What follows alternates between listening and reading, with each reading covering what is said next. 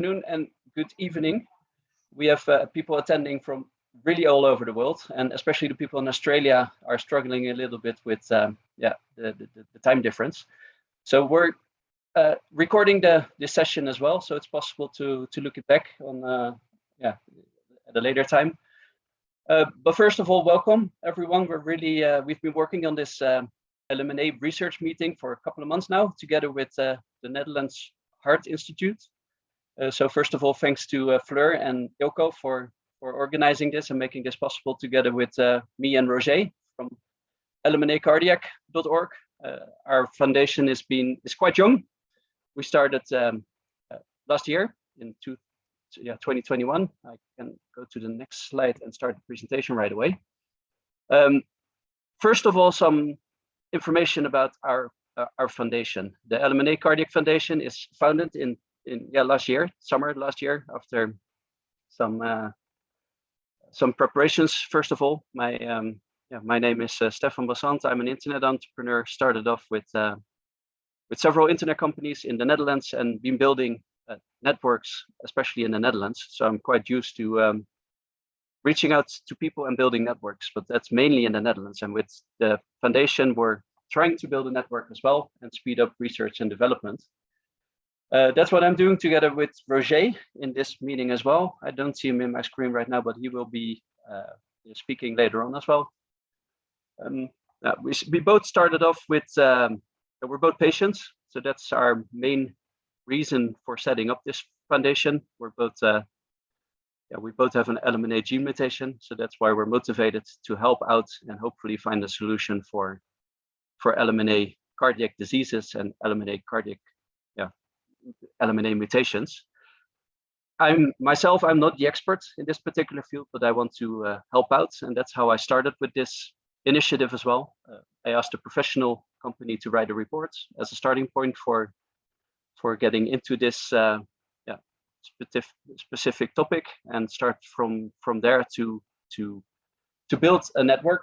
And that's the thing that we're doing. The focus with our foundation, it's an international focus, so we're trying to reach out to as many LMNA patients. We're trying to reach out to as many experts as possible, and we're trying to reach out to as many companies as possible, with the idea to connect these with each other and hopefully speed up research and development to hopefully find a solution for LMNA cardiac diseases. That's our main goal with the network, and the main goal with the foundation. If you're interested in more information, you can of course have a look on the website. You can go to the website with the information about the research meeting. So if you have any questions, just feel free and reach out to one of us. About the meeting today, now, as already said, we're doing this in collaboration with the Netherlands Heart Institute, and we have over 225 attendees today, so that's a lot of people that are interested, and quite interesting to see that it's pretty much 50-50. We have 50% or 52% experts joining us today, and that's how we started off as well. It's an LMNA cardiac research meeting, so it's going to be quite specific, quite maybe a little bit difficult for the patients, but if there's any questions, just reach out, ask your question in the Q&A.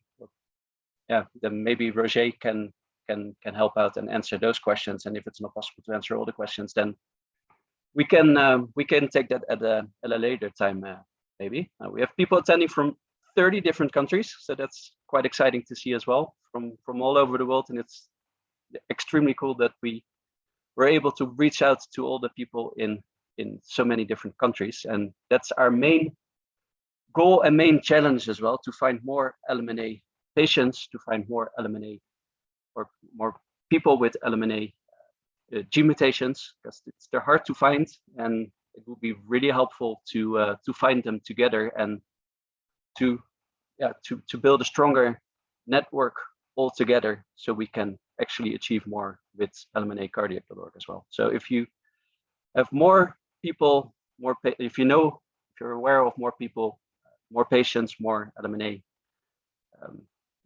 gene carriers, please let us know, or please let them know and ask them to join our network as well.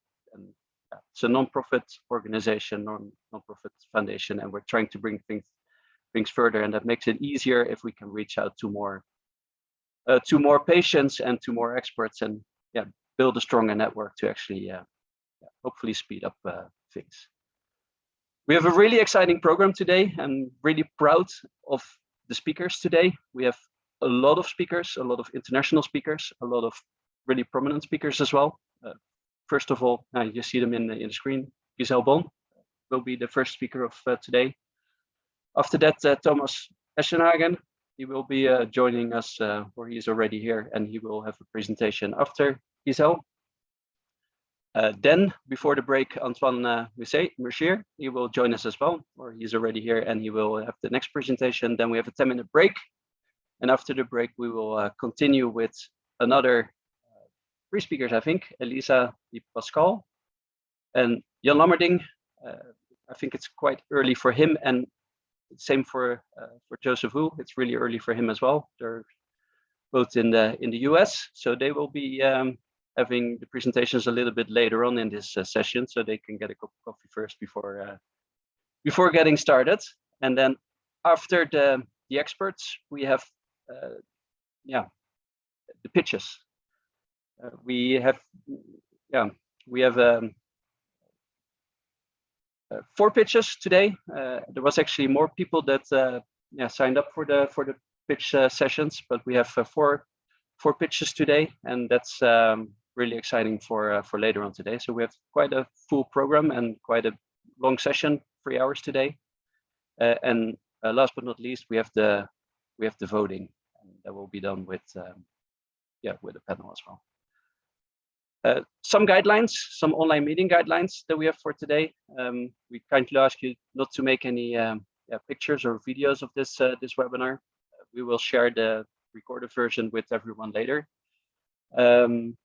If you have any questions, please use the Q&A, and you can already ask your question during the presentations. So if you have any questions, please let us know. Another thing, we cannot answer personal or detailed questions. First of all, because of every situation is quite specific. So if you have any questions, then please reach out to your own specialist as well to have personal questions answered. And maybe we don't have time to answer all the questions, but we see how far we get. If there's any questions, technical questions, please reach out to Fleur. She's been really helpful already setting up this meeting. But if there's any questions in specific, just let her know, and she can help you out. And then I think we can get started with the experts. And then first of all, I will stop sharing my screen, and then we go to Gizelle.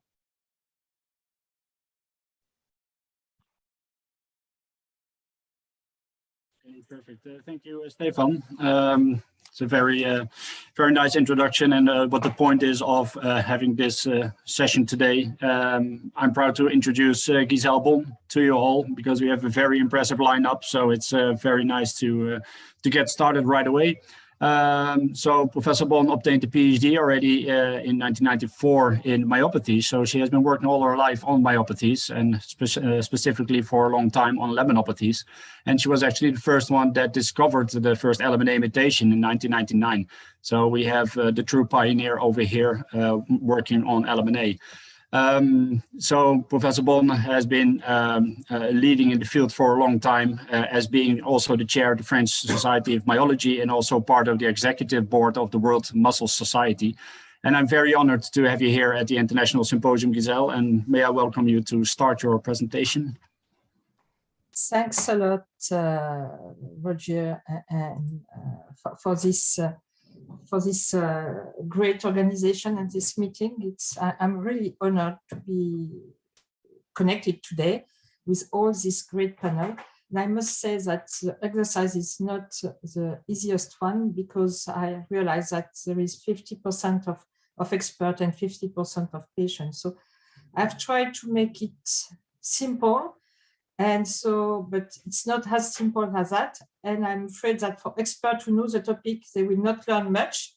And perhaps for the patient, it will be a bit too complicated. So, well, nevertheless, I will try to make a kind of introduction talk for the next talk to come, and try to sum up almost 25 years of work since we identified the very first mutation. So laminopathies are rare genetic disease due to mutations or variation in the LMNA gene that encodes Lamin A and Lamin C. So the genes is here. It's first translate in RNA, and it produces two different isoforms, the pre-Lamin A and the Lamin C, and then the RNA is transduced in protein that are the Lamin A and the Lamin C, that are two intermediate filaments, and you have here the structure. So where does stands Lamin A and C? They are localized in the nuclear envelope. Here on this picture, you have a scheme of a cells with the nuclei here.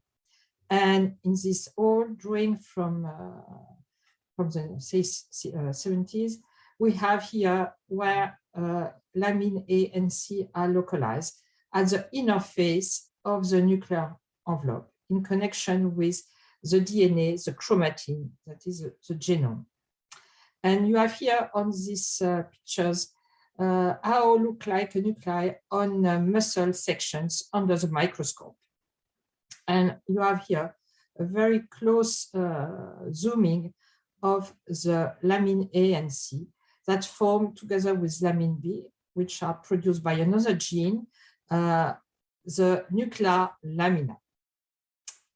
Well, before to enter into the detail of the cardiac laminopathies, just to remind all the audience that mutations in the LMNA genes give rise to a wide spectrum of disease called laminopathy that affect not only the cardiac and skeletal muscles, that are the striated muscles, but can affect also the peripheral nerve, the adipose tissue, or can even be multisystemic. I will not enter into the details because it's not the topic of today, but just keep in mind that the mutations that affect the striated muscles are very, there is a large number, more than 400 different mutations that affects specifically the striated muscles. So if we focus now only on the skeletal and the cardiac muscles, so there is essentially 4 clinical entities that have this affection, both skeletal and cardiac muscles. 3 of them have different onset and severity of the skeletal symptoms, with variable age at onset, variable position of contractures and severity, and variable muscular wasting and weakness, whether you have a congenital form, hemorrhagic muscular dystrophy, or limb-girdle muscular dystrophy. But they all share the same cardiac disease. And this cardiac disease can be also present in an isolated fashion without any skeletal muscle involvement. And that is the so-called dilated cardiomyopathy with conduction system disease, which is a topic of today. And that is characterized by conduction and or rhythm defect, a slowly progressive dilated cardiomyopathy, and a high frequency of cardiac sudden death. And this high frequency of cardiac sudden death due to very severe ventricular tachycardia has been very early the object of evaluation, and it was proposed as early as 2006 to implant a defibrillator to prevent this cardiac sudden death.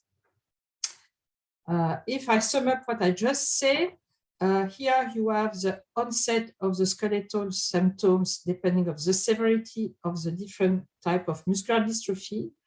and in red here, you have the age at onset of the cardiac disease. And you see that this is really a constant feature of all this type of laminopathy. And again, the needs of a defibrillator, at least to prevent the cardiac loss and death. And just a brief comment, just to highlight the work developed by the team of Deliboc and Cardiomyopathy in connection with starting from the data that we collected in our French Opal registry, that is a registry that gather all the subjects carrying a Lamin mutations, whatever is the clinical presentations, and investigating the clinical data of this registry.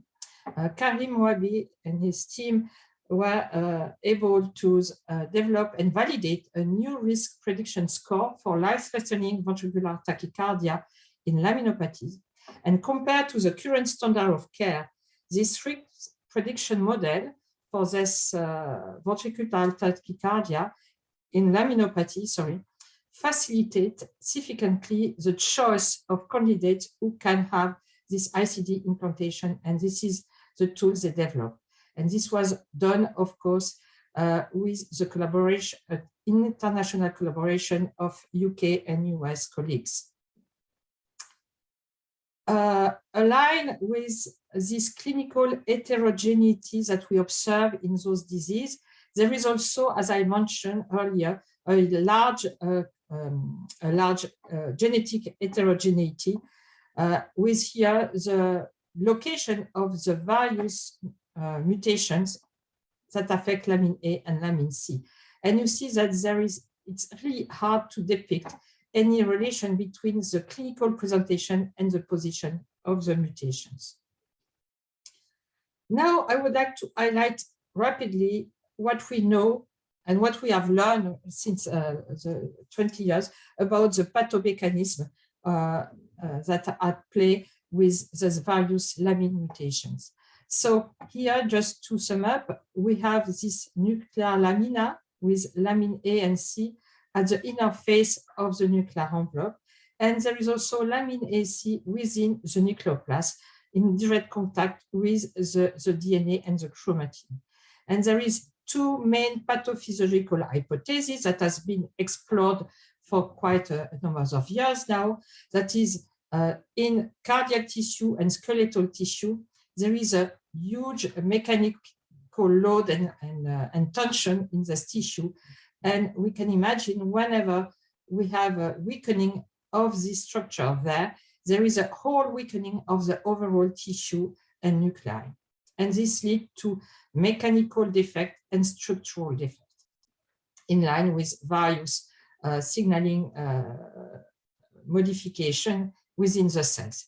And on the other side, as the laminae are in direct contact with the DNA and chromatin content, this can have an impact directly with the gene expression and its regulation in the different and the cell fate of the different organs. And so I will just briefly mention a few work that have been exploring this, and probably all our experts of today will emphasize and detail more further their own work on this different aspect. So to explore pathomechanism, we use the biological materials that we can have access to. And the very first and easiest one is the skin fibroblasts we have from patients. And we know from years now that the presence of Lamin mutation impact the shape of the nuclei of the cells. And here, just to mention, the nuclei can be abnormally shaped with this kind of blebs or hole in the envelope or there's blebs here. And there is a proportion of cells that display this abnormality. And this has been widely reported in the literature by a number of colleagues. And this signs the alteration of the nuclear lamina, a fragilization of the nuclear envelope, and has been nicely demonstrated to be associated with defect in the mechanotransduction signaling and affecting some actin, the actin dynamics and various signaling pathways. But this work essentially here has been done in skin fibroblasts, which of course is not the targeted tissue of the disease. So several teams have tried to explore pathomechanism in a more close context. And for us, we used primary myoblasts obtained from muscle biopsies from patients. And we use a tool and a culture system that has been developed by the team of Thomas Eschenhagen, and you will hear about this later on, I'm sure. And we adapt this in our team with Catherine Poirot to culture in 3D the primary muscle cells in this type of matrix. And this had allowed to detect that the cells put in this 3D context were not able, when mutated, to sense correctly the environment, and they were not able to align correctly, as you can see here, compared to wild-type cells that are quite nicely aligned along the gel axis compared to those ones that carry mutations that are oriented in every direction. And I will not into the detail, but it was demonstrated that it was due to abnormal signaling involving YAP signaling. And so this was some primary work on myoblasts. You will hear further, probably from Jan Lamerding, about other mechanical defects that has been demonstrated. And you will also probably heard from Joseph Hu and Elisa Di Pasquale the use of other cells models and that are more attractive for the cardiac disease, that are the cardiomyocytes derived from induced pluripotent stem cells. Another aspect that has been explored, so it's just an example of how we explore the mechanical and structural defect. And there is also a number of teams who have ever tried to analyze the epigenetic defect and the gene expression modification in line with the modification of the nuclear interior. And this was observed as early as 2001 when we looked under the at the electronic microscopy level, the shape and the display of the muscle nuclei. And you see normally this dark part of the chromatin should be attached to the membrane. And we observe as early as 2001 that there was some detachment of this. And an important thing is that the lamins, I explain you, that is attached at the periphery, attached part of the chromatin at the peripheral side, and that are the lamin-associated domain. And using different type of techniques, the team of Eric Hoffman, in collaboration with our team, have looked at these LATS domain depending on the type of mutation, whether it was a striated muscle mutation, hemorrhagic muscular dystrophy mutation, or a mutation affecting the adipose tissue, that is lipodystrophy. And to make a long story short, what they observe is that this domain were different depending on the type of the mutation. And what happened is that the chromatin, that is the chromatin that is open and can be transcribed and expressed, that is localized essentially inside the nucleus, was different from and is different from the heterochromatin that is at the periphery, that is silenced and it's in a close conformation.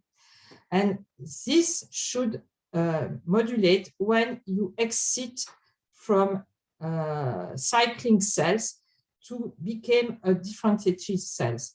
And when you induce the myogenic program, you have a switch from different part of the chromatin from achromatin to heterochromatin. And this was not correctly happening in this context. And what the team of Eric Hoffman demonstrates that there was a delay in the activation of the differentiation program and a delay in the cycling programmed to stop. And this was demonstrated for muscle cells, and more recent work have been done as well for demonstrating that mutation can impact also the cardiac cells fate. And I will not detail this further. Just to move about what we can do once we explore the different pathomechanisms is to also, once we understand better the mechanism at play, is to try to test some therapeutic approaches. And we have two means to test therapeutic approaches. Either we slow down the progression of the disease by targeting the consequence of the mutation. And it is here what Antoine Mercier has done, and it's all his work when he had explored the modification of the signaling that occur at very early stage before the appearance of any disease symptoms is in the mouse model we created. And he highlights that there was an early and abnormal activation of the ERK signaling pathway in the heart of the mouse. And when you inhibit using a molecule this activation, you restore a normal cardiac function, as we can see here when we compare wild type that show a nice contraction of the heart. The mutated one are almost no contraction here. If we treat with a placebo, the contraction are still very poor. But when we treat it with an inhibitor, we improve the cardiac output and the contraction. So this is a different, there was a lot of work around this and different signaling pathway, and probably Antoine will further develop the different pathogenesis exploration he did in the mechanism of the cardiac disease, working on various models. So we can slow down the progression of the disease, but we can also try to tackle the pre-primary defects, that is a mutation. And it is something that we tried in our team a few years back, and we use the machinery of the cells and try this transplicing approaches that was developed by others. And the idea is to fake the cellular machinery and to try to correct by bringing in the cells a corrected copy of the mRNA and to remove the mutated part of the mRNA. And this is what we did and test in our mouse model. And we produce these therapeutic tools as a proof of concept in our 2 mouse model that could correct at the same time this mutation or this mutation by bringing this new molecule. And although we were able to show that it was working, and here you can see that there is expression of Lamin at the nuclear periphery of the nucleus, whereas here there is no expression in untreated cells. And this was observed in skeletal muscle.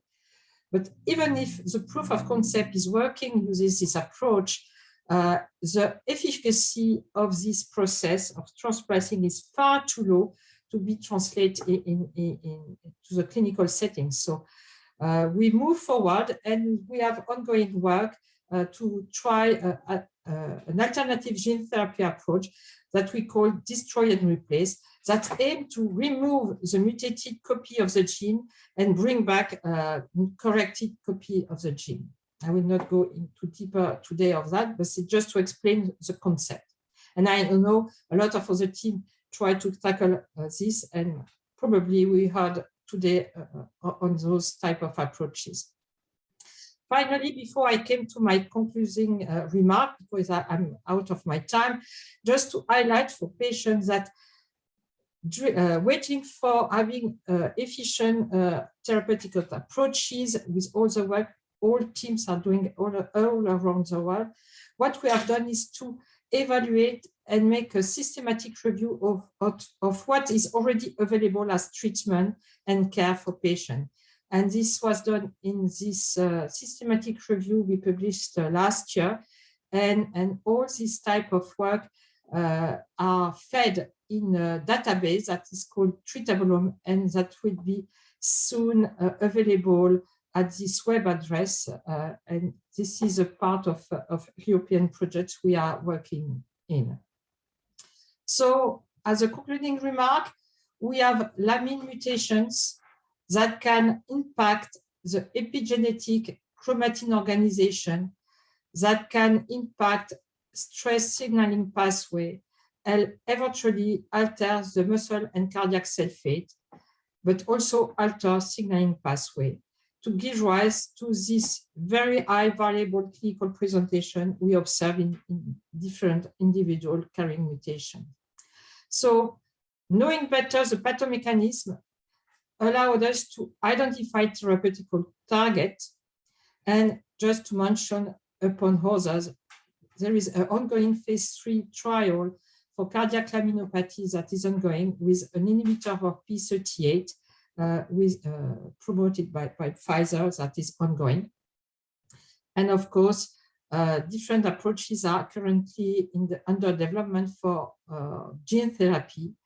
And of course, we still also need to have a very well described natural history of all the clinical of all the patients.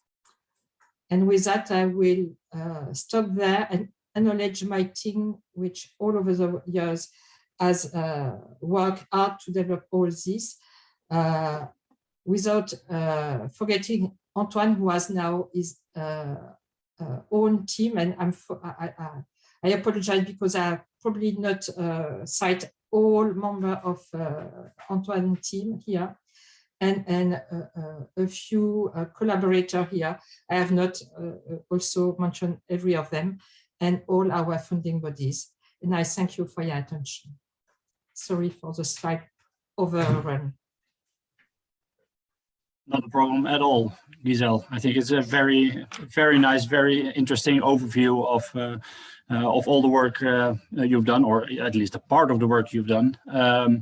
Yeah, so thank you very much. And I think with the last part of the gene editing and the gene therapy, I think that's a nice link to Professor Eschenhagen, who I already see preparing in his screen.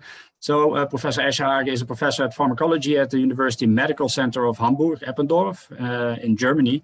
And he's working on understanding cardiomyopathies a bit better and translating into iPSC tissue engineering solutions. So he's also the founder of Engineered Heart Tissue Technologies. And yeah, we're very happy that, Professor Eschenhagen is here. So whenever you're ready, Professor Eschenhagen, then we can start your presentation. Okay, great. I think I'm ready. Let's have a look. Do you see my screen? Yes, we do.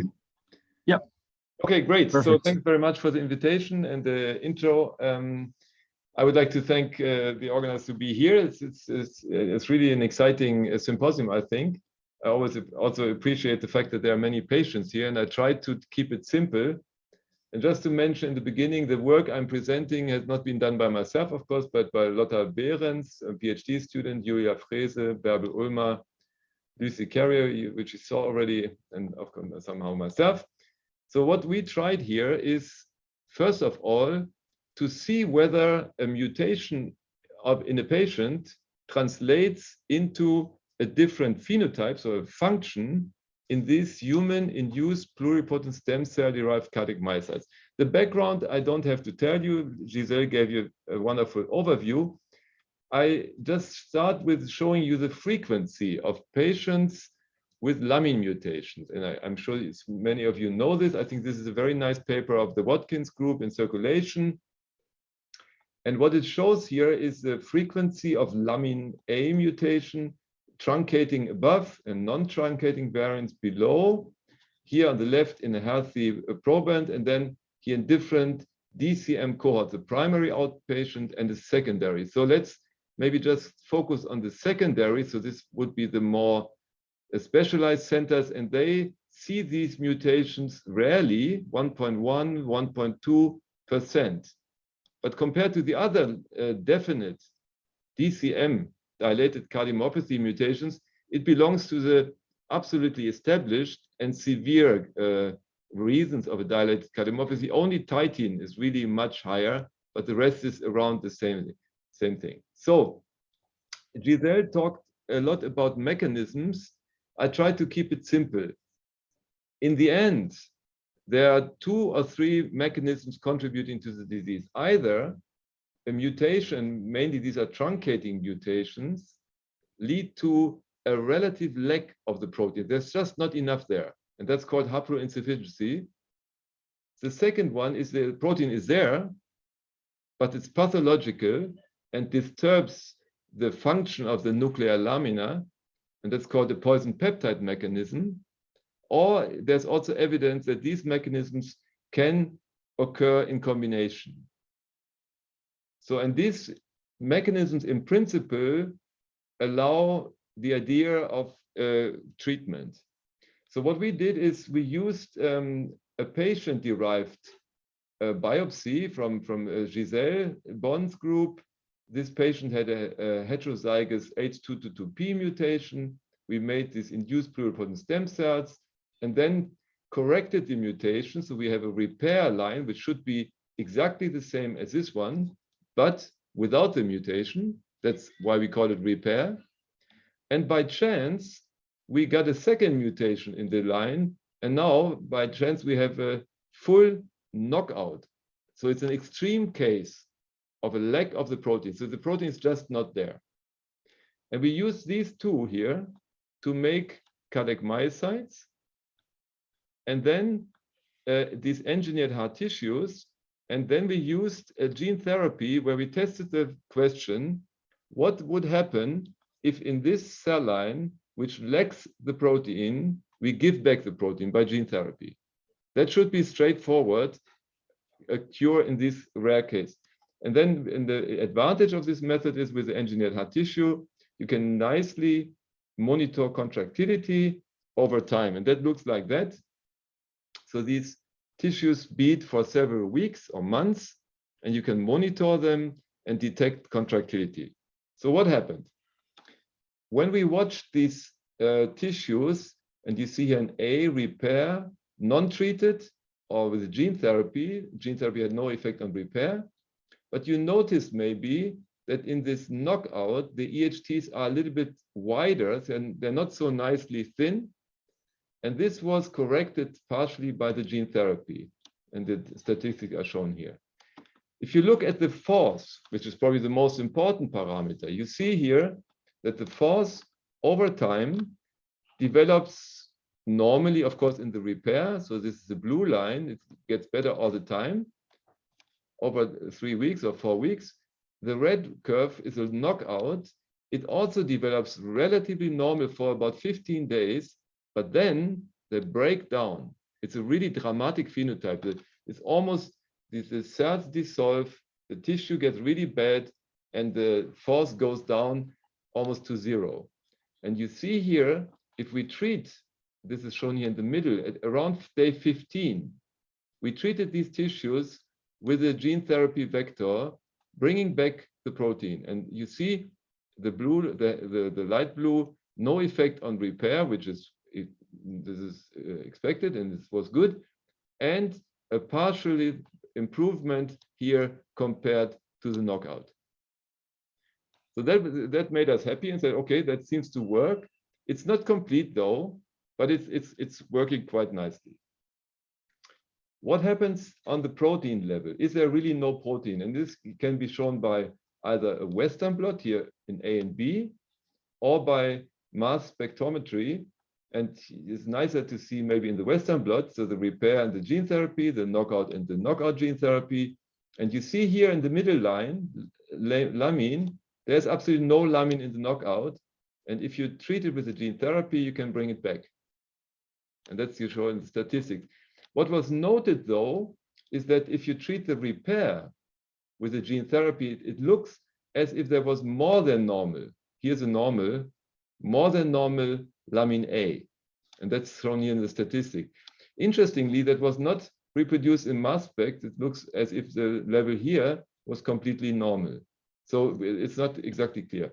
And then we did several molecular analysis, and maybe you see just in D, which is most easy to understand. This is just showing how similar is the proteome, I mean, the entirety of all proteins of the cell of the three groups. You see red is a knockout, blue is a repair, and the knockout treated with gene therapy moves a little bit towards repair, but it's far away still. So this indicates this is a partial recovery. If you look at the tissue structure after 28 days, and you compare above repair, below knockout, you may see that the tissue structure density and so much better in the repair than in the knockout. That's what I told you, that they almost dissolve. There's hardly any good myocyte anymore. And in green, you see the GFP of the gene therapy, just to show that there is indeed a new gene. And if you look closer, you see that the lamin in red forms these beautiful rings of the lamina in the repair, as expected. And this doesn't change, of course, with the gene therapy. You just, in addition, get the GFP. But in the knockout, first of all, you hardly see places where the myocytes, which you see here nicely in white with this striation, some still show this, but overall it's very low density, indicating that these cells simply die. You see also nuclei which are defect, and you see no lamin in this knockout in the nucleus. And that on the right side, you see two things. The structure gets much better, and you see the exogenous gene therapy lamin in the nucleus, as expected. And interestingly, a twin protein, emerin, which is also lacking in the knockout, which you see in the middle, there's no red staining of this emerin, while in the repair, you see it again in the nucleus. It comes back after gene therapy. So there is a co-regulation of the entire complex with the gene therapy. Okay, the phenotype of this EHT from the iPSC looks very much like a patient which has been published by Giselle's group several years ago, a rare case of a baby with these two mutations, which was born and then quickly died after birth. And somehow this phenotype, what we see, looks very much like this baby. Is it all great? Well, it's not all great because the rescue was only partial. And so we asked the question whether we can induce this or we can get better by a dose and time dependency. These are questions we're currently testing. But the second question was very important for us because we knew that normally everybody in the scene thinks you cannot simply overexpress lamin because it should have a toxic effect if there's too much. So we did some first experiments to look for this toxicity. First, in this large group of EHTs, you see here the numbers. So this is, I think, a respectable group where we got 8-fold overexpression of lamin in the repair group. So that is a group where you have too much lamin. You see that there is actually no real difference on the left repair, on the right is gene therapy. And here the parameters means, for example, beats per minute or different parameters here, force and different parameters of contractility. And you see the color code shows the degree of the size, and you see there's actually no real difference. So in this respect, we didn't see anything. At a gene therapy dose of 30,000. But if you go above this and then look for the force, on the left, you see H222B line, on the right, repair. So in principle, two lines which have enough lamin. So what happens if you bring in too much? And then you see here, in purple is non-treated. So this would be the normal control, the force over time. If you do a little bit more in the H222P, it looks a little bit better maybe, or the same. But then if you go upper with the dose, 100,000, 300,000, then you see clearly a decrease over time. And this you see the same in repair. And here you see by mass spec, the real overexpression. So if you express it 4 to 8-fold more than normal, then you see signs of toxicity. Did we see this also in the level of troponin? As you may know that in the clinic, troponin I or T in the serum is a classical marker of cardiac toxicity, and the answer is no, we don't see this here. So apparently the cells not simply die. You see this here on H2P repair. There's actually no clear signal, and the same holds true for NT-proBNP, another marker. It looks a bit like a dose-dependent decrease, so not a really clear toxicity sign as far as we see. And that's where we are. It's a bit work in progress. I would just like to summarize. So these homozygous Lamin knockout EHTs show a drastic reduction in force over time, and that's associated with disintegration and signs of cell death. This can be partially rescued by the gene therapy. If you use a low MOI of 30,000, you get the repair and no clear toxicity sign, and even maybe some benefits in this H2P line. But if you go higher, you really see something. So the dose needs to be taken into account. And my conclusion would be we have a new and interesting disease model here, resembling a rare case of homozygous knockout in humans. We have this partial rescue, no evidence of toxicity at low and medium, but clear signs of high MOI, and these things need to be further investigated. And with this, I like to thank you for the attention, and I'm happy for any question.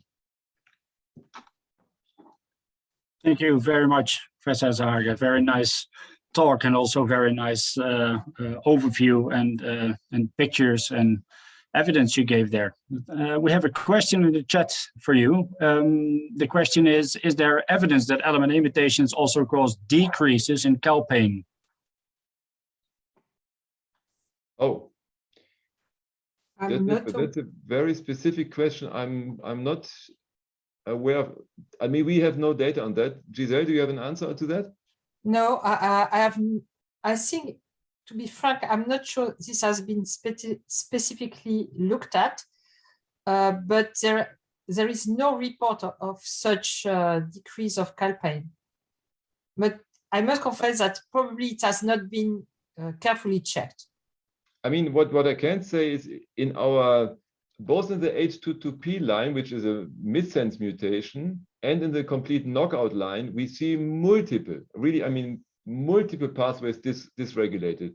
And that's certainly reflecting what Gizelle said. It is a disease which affects so many things. It affects the mechanotransduction and directly gene expression, ion channels, extracellular matrix proteins. So that's very, very complex. And that's why I believe that the only real true therapy would probably be a correction.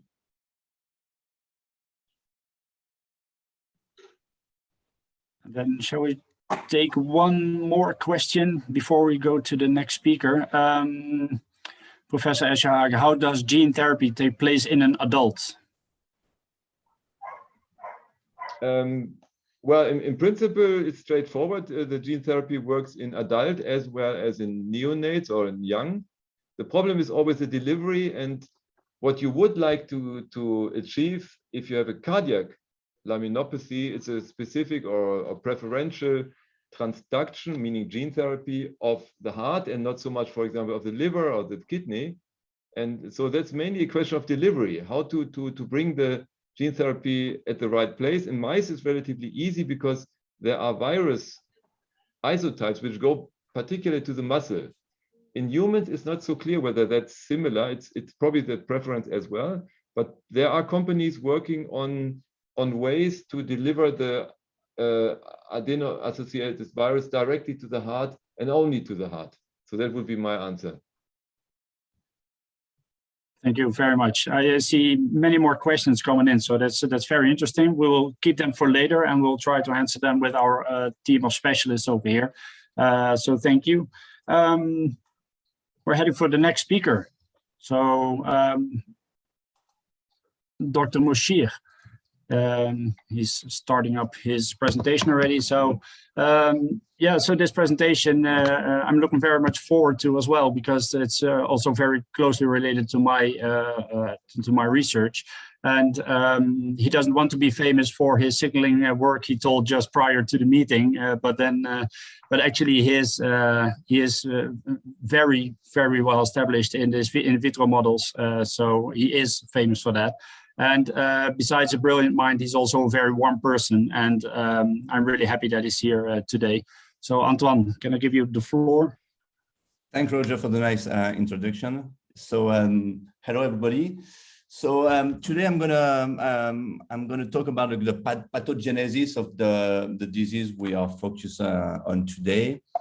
So I don't think I need any specific introduction here because Gizelle gave you all the detail on the disease, about the disease.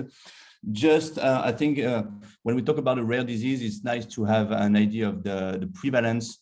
So this is to give you a more focused idea of the number of patients worldwide that are currently affected with the LMNA. We are carrying an LMNA mutation. So in Europe, we are talking about roughly 9,000 to 14,000 patients. Sorry.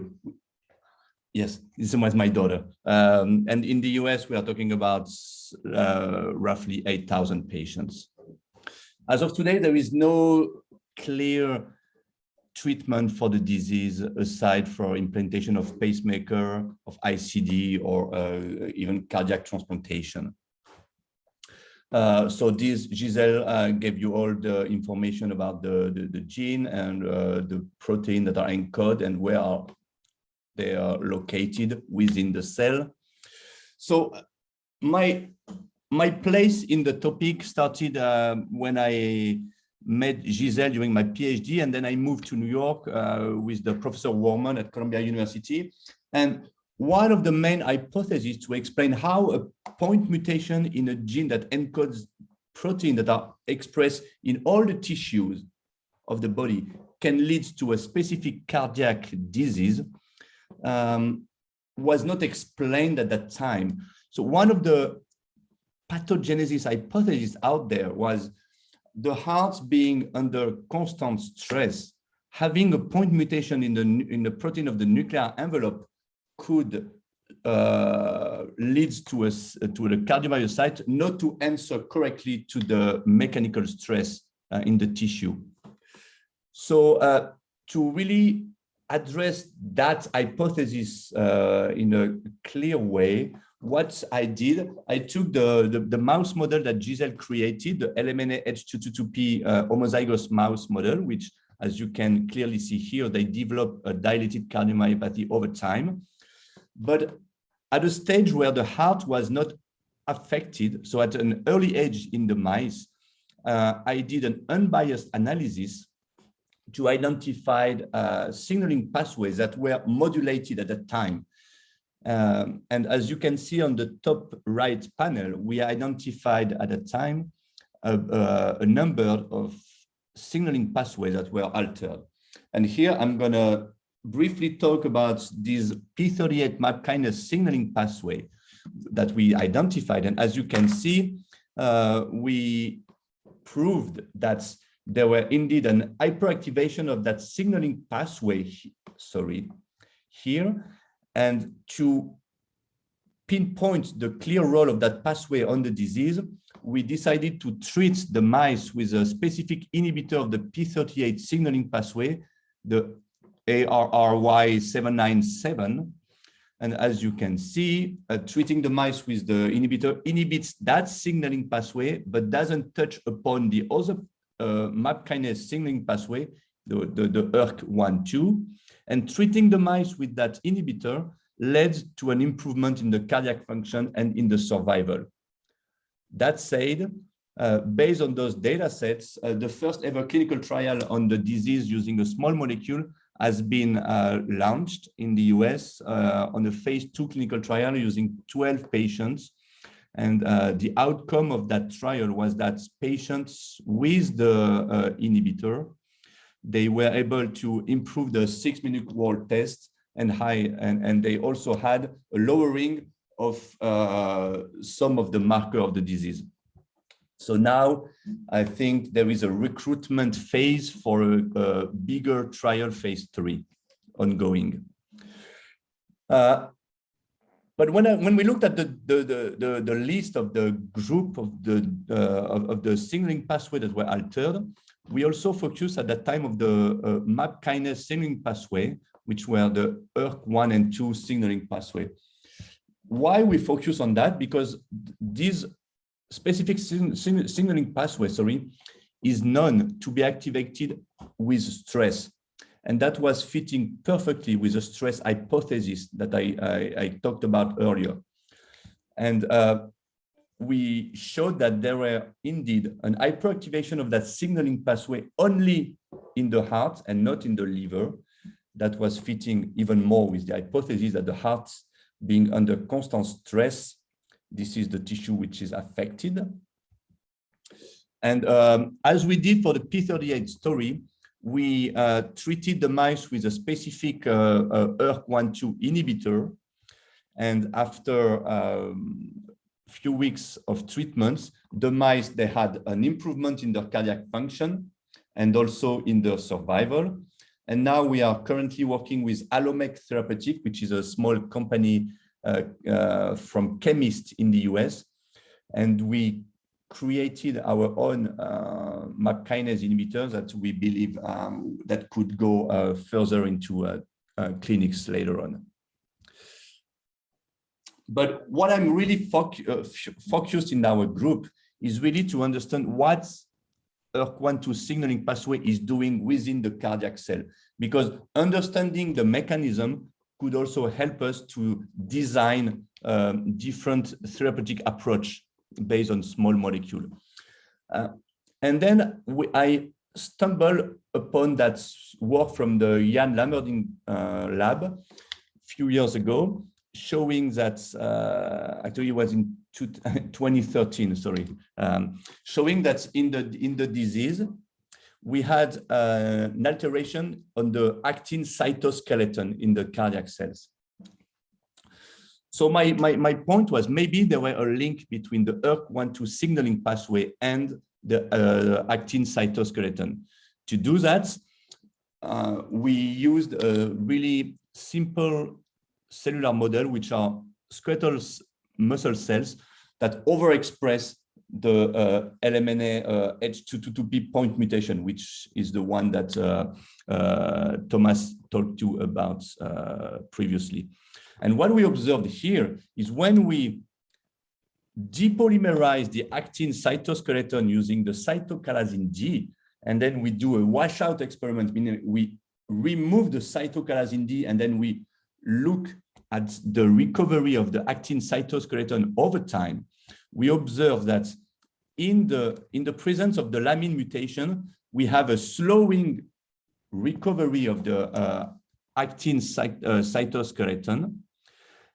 And this is improved in the presence of the ERK1/2 inhibitor, the selumetinib. So then we thought that that was a proof for us that ERK1/2 was playing a role in the actin dynamics in the disease.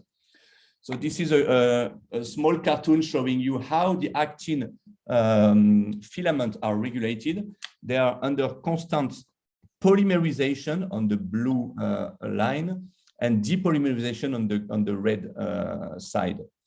So we did a screening using immunoprecipitation with all those actors that plays a role in the actin dynamics, and we identified cofilin-1 as being directly interacting with the phospho-ERK1/2. We identified then the residue, because ERK1/2 is a kinase, so when it binds to something, it tends to phosphorylate. So we identified the residue on cofilin-1 that was phosphorylated by phospho-ERK1/2, which was the threonine T25. And indeed, when the phospho-ERK binds to cofilin, it does phosphorylate it on the residue T25. So that was the first discovery of ERK1/2 signaling playing a role on the actin cytoskeleton through cofilin, which is a depolymerizer of the actin. So long story short, then to understand if the cofilin-1 T25 was playing a role on the disease, we transduced a wild-type mouse model or the H222P mouse model with different constructs, different AAV carrying construct, either the cofilin-1 or the cofilin-1 T25D. T25D, it's a phosphomimetic. So meaning that cofilin-1 is always phosphorylated, or a phosphodead cofilin-1, sorry, which is T25A. So what you have to see here is when we transduce a wild-type mouse with the cofilin-1, we induce cardiac dysfunction. On the reverse, when we transduce a mutated mice with the T25A, so the cofilin that cannot be phosphorylated, we improve the cardiac function. But how cofilin then plays a role on the disease? Because cofilin is a depolymerizer of actin, and as you know, in the cardiac cells, most of the actin is found in the sarcomere. We then showed that this specific cofilin-1 T25 was located at the I band of the sarcomere, where it localized with the titin here. And what cofilin does, indeed, it does depolymerize the actin within the sarcomere. And we showed that both in vitro and in vivo using AAV expressing cofilin-1. So long story short, what we show is that the phospho-ERK1/2 binds to cofilin-1 and phosphorylate on the T20 on the threonine 25 that binds to the sarcomere, destroy the sarcomere, and then leads to a cardiomyopathy. But another thing that was interesting, and we go back to the paper of Jan Lammerding, where one of the interesting signaling pathway in the cardiac cells is the MRTF-SRF. Just to tell you about that signaling, when MRTF binds to the G-actin, so the depolymerized actin, it stays within the cytosol. When actin polymerizes, then MRTF is freed, enters within the nucleus, binds to SRF, and SRF is a transcription factor that's going to activate a bunch of target genes. What we showed that in the presence of an LMNA point mutation H222P, we have a decrease in the SRF activity, which is back to normal in the presence of the MAP kinase inhibitor, the selumetinib. So this is in a cellular model. In the heart of the mouse model, we show that a bunch of SRF target genes were lowered at the expression level over time. And that's really is the mirror of what Jan Lammerding found in his paper. And so what we did then, we treated the mice, we injected the mice with the different construct, the wild type mice with a different construct of cofilin. And what was interesting is what we identified SRF to be similar to the mutated mice, but not when we transduce the wild type mice with the cofilin T25A, meaning that cofilin directly plays a role on SRF. But what was interesting in our group is that we looked at that paper here from the Fernandez-Barrera a few years ago, showing that the SRF transcription factor is activating the ATAT1 gene. So ATAT1 is a key enzyme for the tubulin acetylation. So indeed, we showed that ATAT1 was lowered in the hearts of the mice H222P. That's what you can see here. And not having ATAT1 led to a decrease in the acetylation of the tubulin. So you have like the Western blot and the IF. So to be acetylated, as I said, the tubulin needs ATAT1, and to deacetylate, we need HDAC6. So this is just a cartoon to explain what we did then. We had access to the ATAT1 knockout mice. So those guys, they don't have acetylated tubulin. And over time, what we show is that they display a cardiomyopathy. And on the reverse, based on that, we treated our mouse model with the tubastatin, which is an HDAC6 inhibitor. So meaning that you keep the acetylated tubulin, right? And over time, the mice, they have a better cardiac function. So this could be used as a potential therapeutic approach to touch upon the microtubules. So this is like the summary of what I showed you today. Is like the phospho-ERK signaling binds to cofilin, and cofilin tend to destroy the myofibril, the sarcomere, but also plays around the SRF signaling pathway, and that those two events leads to the cardiomyopathy. And interestingly enough, in the Professor Warman labs at Columbia University, they also showed that phospho-ERK1/2 binds to the FAHOD, which is a formine protein, which also plays around in the actin dynamics. And they showed in that paper 2 years ago that what FAHOD, when it's phosphorylated through ERK1/2 in the disease state, leads to an abnormal position of the nucleus in the cardiac cells and leading to the disease. So what I like here is like we touch upon a key role of phospho-ERK on the actin dynamics in the cardiac cells that leads to several different events. And then I'd like to thank my team and the present team, and then the former person who participate in that work, our collaboration, the funding agencies, and I'm up for some questions. Thank you so much. Thank you, Antoine. Very nice. It's great, great talk, great overview. Very interesting on the mechanistic approach. Are there any questions in the Q&A? Let me see. That one was still for Thomas. Right. I do have a question on the ARP. You saw with your Western blot you showed with the cofilin paper that the ARP did not express. So is there no interaction between the ARP and the cofilin in the here, right? It means that there's no direct interaction between the phospho-ERK and the ARP, but ARP, I didn't show you the inputs, but ARP is present in the cardiac cells, but it doesn't bind to phospho-ERK1/2. Only cofilin-1 does. Yeah, because of the rebuilt complexes after division, and that will be very interesting to check as well in Laminopathy, because you see the altered actin cap, for example. So I think there should be more indeed in there. Yeah, thank you. I think there might be another question. How can a patient be considered for clinical trials? Because you were talking about the trials. Yeah, so maybe Gizelle can answer that question. I mean, I have my own answer, but I think Gizelle is more the right person to answer that question, given that she's in charge of the registry of patients. Yeah, thank you, Antoine.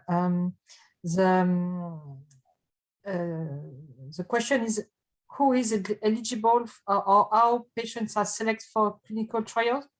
Can you repeat the question to be sure I answer it correctly? Yeah. How patients can be enrolled in a clinical trial, right, Roger? Yeah. So how can they be enrolled?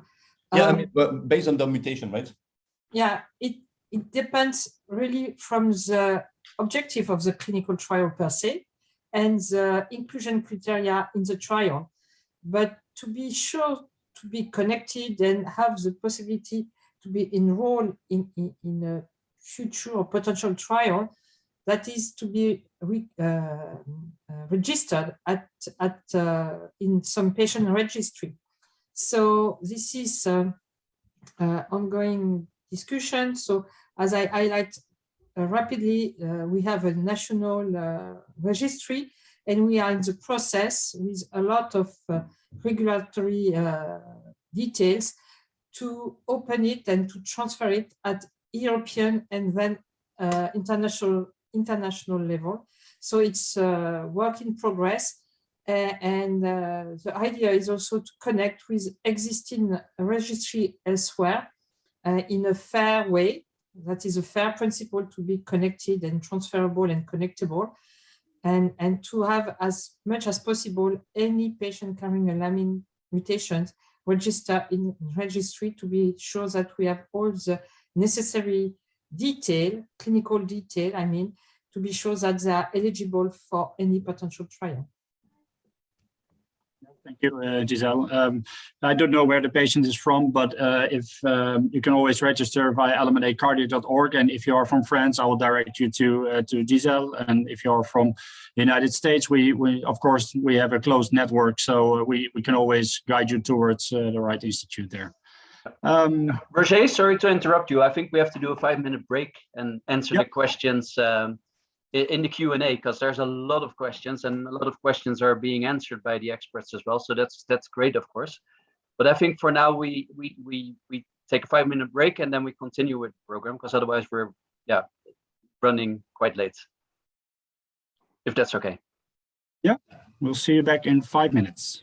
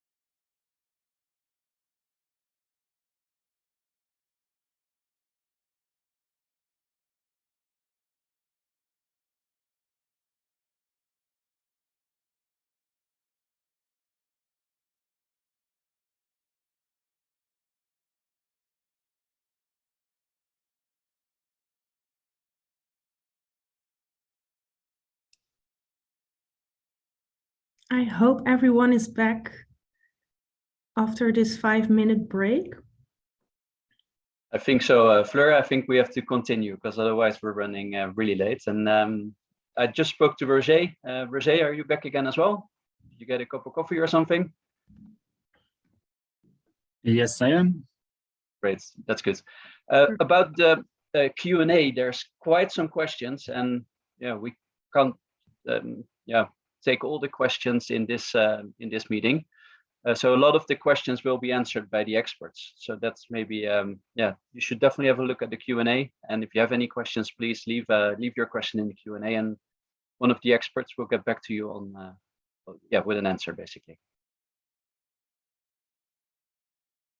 Okay, then I stop share my screen. And then we're back again to you, Roger. Okay, thank you. Then I'm very happy to introduce Elisa Di Pasquale from Milan, Humanitas, and the National Research Center. She focuses on cardiac diseases and iPSC systems with an emphasis now on the LMNA. She has established a lab in bioengineering approaches leading to therapeutic tools. So, Elisa, if you're ready, then the floor is yours. Yeah, I'm actually trying to share the presentation, but I can't. I don't know why. Let me see. So share screen, and I don't see my presentation in the sharing options, actually. Okay. I don't know why. Maybe if oh, here we go. Sorry for the delay. No problem. It's loading. Okay. So, yeah. Okay. Yes, so I can see it now. First of all, thank you very much for the kind invitation. It's a real pleasure, a really exciting meeting and get together.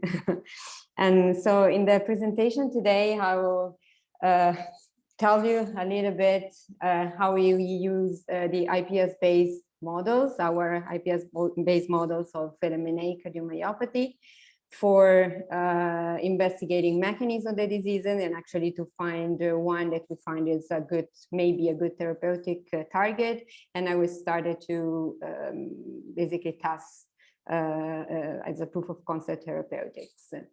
And so I don't have actually to give the introduction on that. I mean, the other speaker already did. We are using IPS cardiomyocytes that are as a platform, that are recognized platform for investigating disease traits and drug testing, using integrating different kind of methods and testing different kind of therapies. And since their discovery, there has been actually a few models of a few IPS-based models published on LMNA cardiomyopathy that help us in the improving our understanding of the molecular, on the pathogenic mechanism, on the function of these two proteins, Lamin A and C, within the cardiomyocytes, from nuclear cytoplasmic communication, as we have seen from presentation from Antoine, and the gene regulation. And here is our beginning, is the beginning of our story. So this big family that came to our attention back at this time, 7-8 years ago, and where we identified a mutation in the LMNA gene leading to the amino acidic change, the K219T mutation. And since then we have collected the different patients and different mutations that you see in the box under in the right, in the bottom left. And that for today, I will just focus on this K219T mutation results and ER190W, which is a very, I think, one of the mutational hotspots in the LMNA gene. And this is basically our focus. So we actually tried in the lab to dissect the two main pathological phenotype associated with the disease, the maxillary contraction defects and the conduction abnormalities, using a different combination of tools that goes from the genomic analysis to epigenetics, gene editing, advanced imaging, and electrophysiologists. And presentation today, I will focus more on the conduction. I mean, what we found, and that actually see also published on the conduction abnormalities and what we have started doing to rescue this phenotype by drug testing. And this work has been done by these two guys in the lab, our electrophysiologist Nicolò Salvarani and my former PhD student Silvia Crasto, that now left the lab. So when we started the study, we, after generating the lines, of course, we basically started from a comprehensive functional characterization using patch clamps. So just for, I mean, since there are patients in the audience, I've tried to, to put some cartoons and explain a little bit better what these parameters are. So with the patch clamp, we can see the action potential, which is the characteristics of the excitable cells. And what we found in the cells is that the cells were depolarized compared to the controls, and also they had reduced maximal stroke velocity, so this part of the action potential, reduced the overshoot, so the highest of the point of the peak, and also a reduced action, of course, a reduced action potential amplitude. And so since in this phase of the action potential is mainly the sodium channel are involved, then we actually look at the sodium channels, and what we found there was a reduction of the peak sodium currents in these cells, both the one that had the mutation K219T, but also the one with the mutation with the R190W.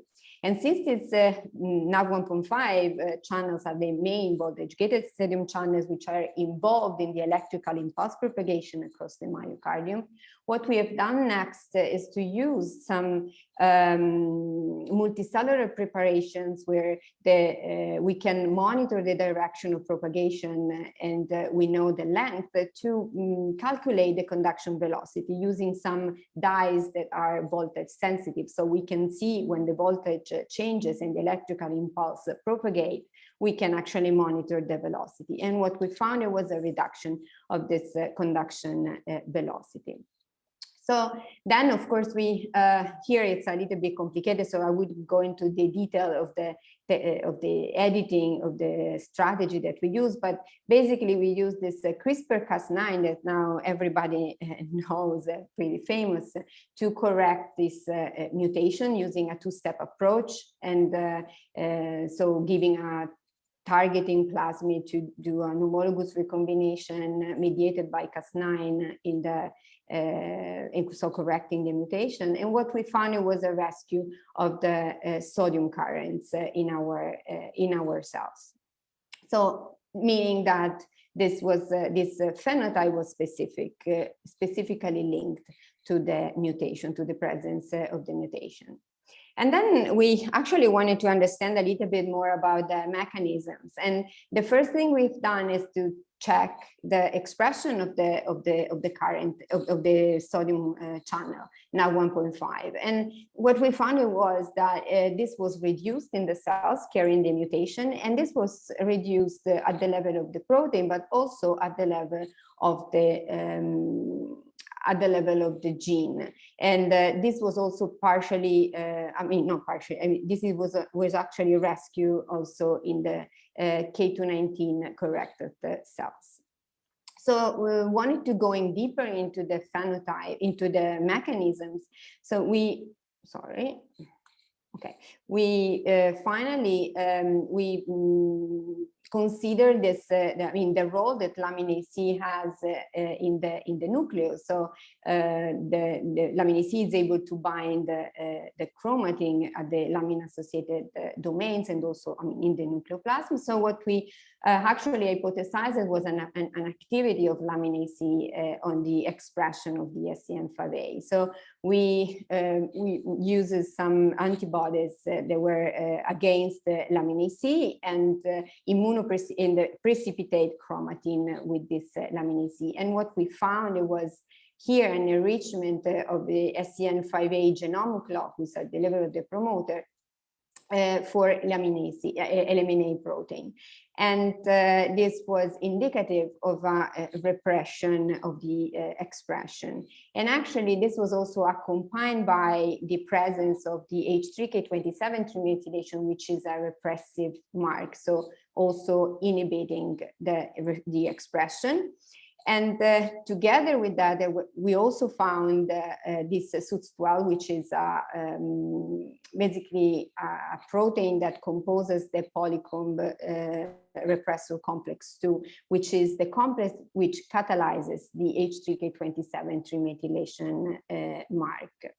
And when we look at the super resolution microscopy for both proteins, SUTS12 and Lamin AC, what we found in the mutant, there was a higher colocalization of the two proteins. And so meaning, and then, I mean, we had immunoprecipitation confirming that the two proteins are more bound together.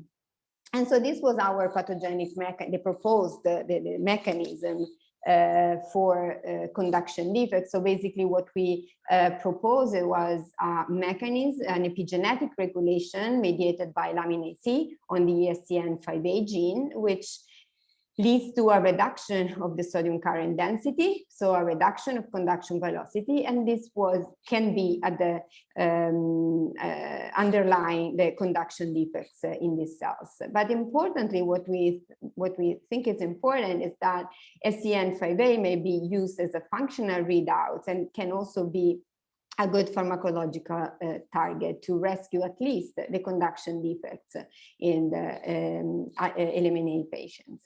And indeed, when we overexpressed this SCN5A in the cardiomyocyte carrying the mutation, of course, we had an enormous induction of sodium currents, but also we were able to rescue the maximal upstroke velocity. There was the main action potential characteristic that we found modified.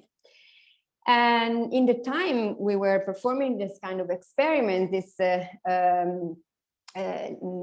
studies came out indicating that the inhibition of the N-acetyltransferase 10, which is involved in many different biological functions, including the acetylation of the RNA and the proteins like tubulin, was by remodeling. This was actually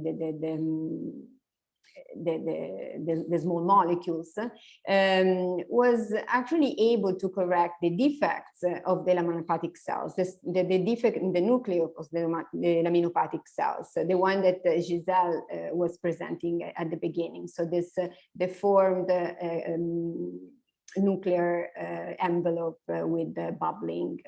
And a few years later, also there was this other paper indicating that targeting this NAC10 in vivo was able to enhance the lifespan of this progenitor mice, and also the cardiovascular phenotype was ameliorated in this mice. So we wanted to see whether the treatment with this remodeling was able to rescue our phenotype, and this is what we actually done. We treated ourselves with remodeling, and what we found it was that remodeling was able to boost the sodium currents in our system. So as you can see here, basically the cells in blue and in green, so the mutant treated with the remodeling were basically at the level of the controls untreated. And also the properties, the action potential properties that we have analyzed, so the maximal diastolic potential, the maximal stroke velocity, and the action potential amplitude were rescued by this treatment. So we are now investigating which is the mechanism behind that, because we know that the NAC10 and I mean remodeling is acting on the microtubules, but we are actually trying now to find a link between the microtubule stability and the sodium channel, the peak sodium channel. And so if we, to conclude, if we look at the therapeutic strategies that are available for LMNA cardiomyopathy that are, I think, nicely reviewed here in this review, I think we can, in our studies, we can actually see that we were able with the CRISPR-Cas9 editing acting at the LMNA gene to rescue this phenotype. So this, as also was presented by previous speakers, the editing of the gene is probably, it's a good therapeutic way. And we can also think of, if we think of mutations that are not, nonsense, but they are missense mutation with a dominant negative effect, we can also think of antisense oligonucleotides acting in vivo. But also by acting on microtubule, we were able to rescue the sodium currents and the conduction defects, and it also giving the cells the SCN5A that was missing with that sort of lentiviral gene therapy approach. We were able to restore NaV1.5 currents and the other the conduction defects. And then you will hear later on about a crazy idea from Camilla Galli and Carlotta Ronchi from my lab and a collaborator about using the optical-based nanotechnologies for treating this set of disease.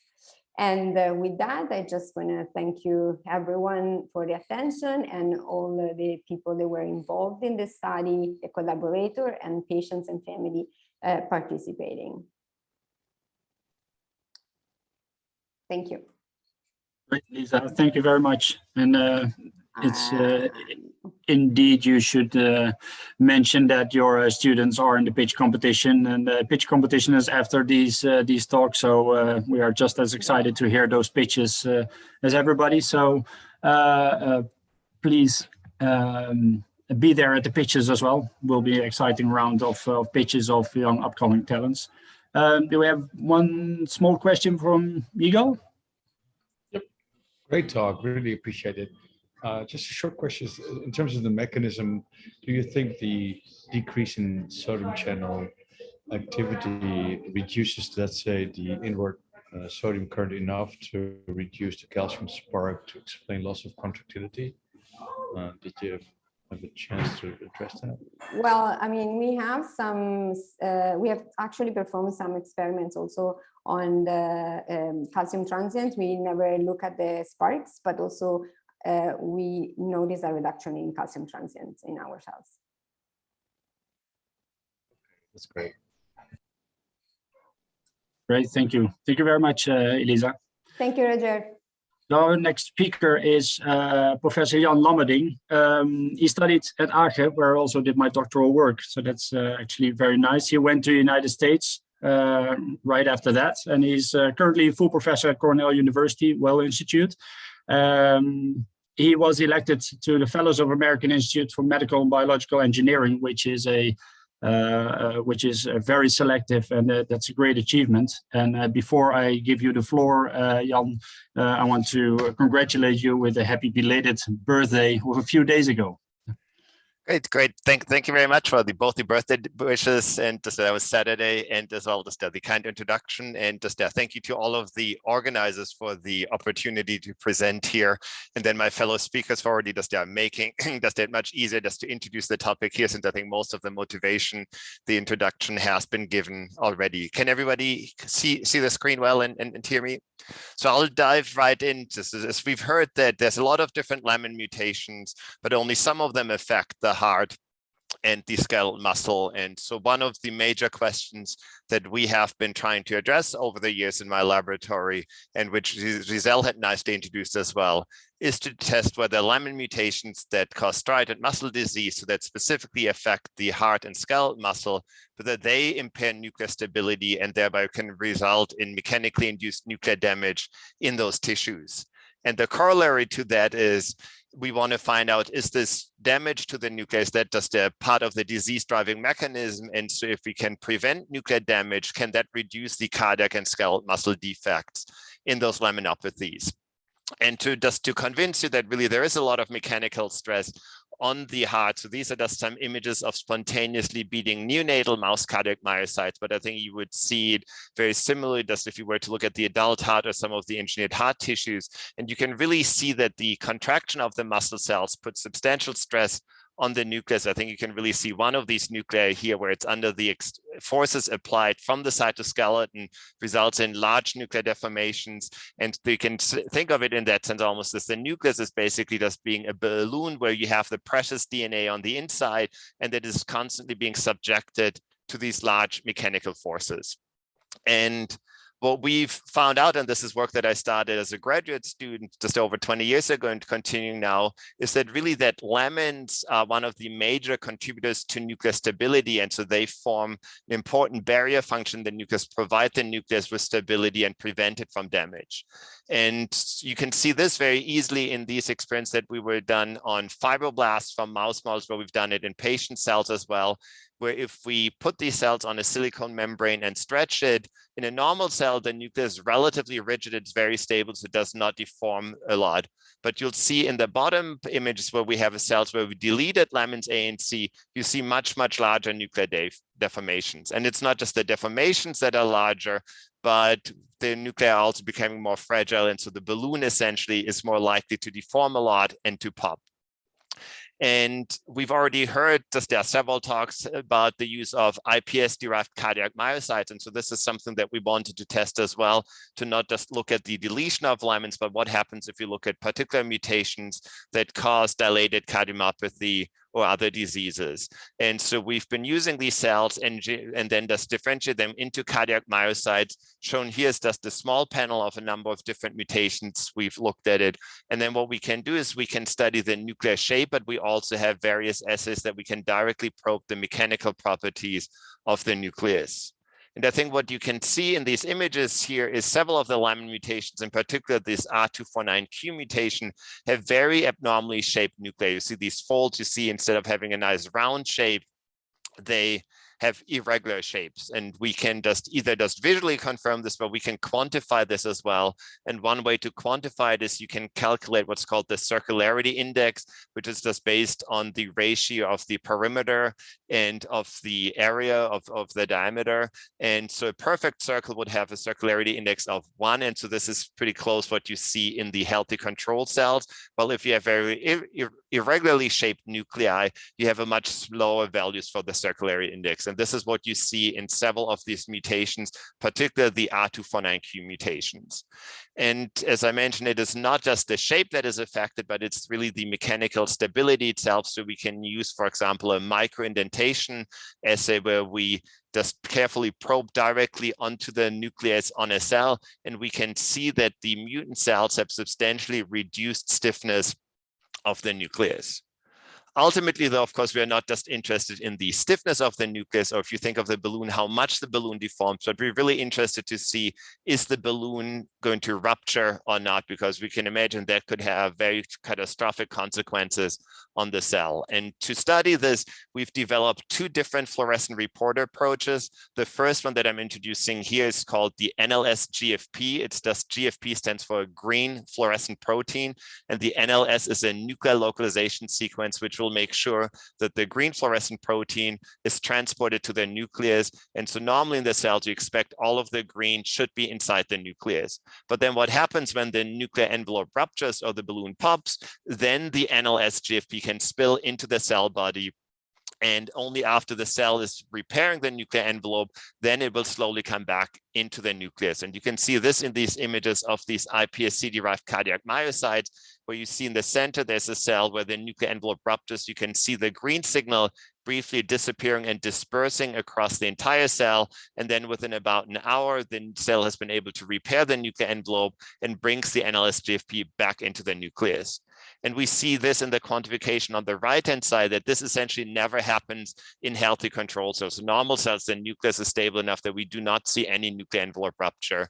While in the Lamin mutant cells, in particular, this most severely affected one, the R249Q one, we see a substantial increase in the nuclear envelope rupture.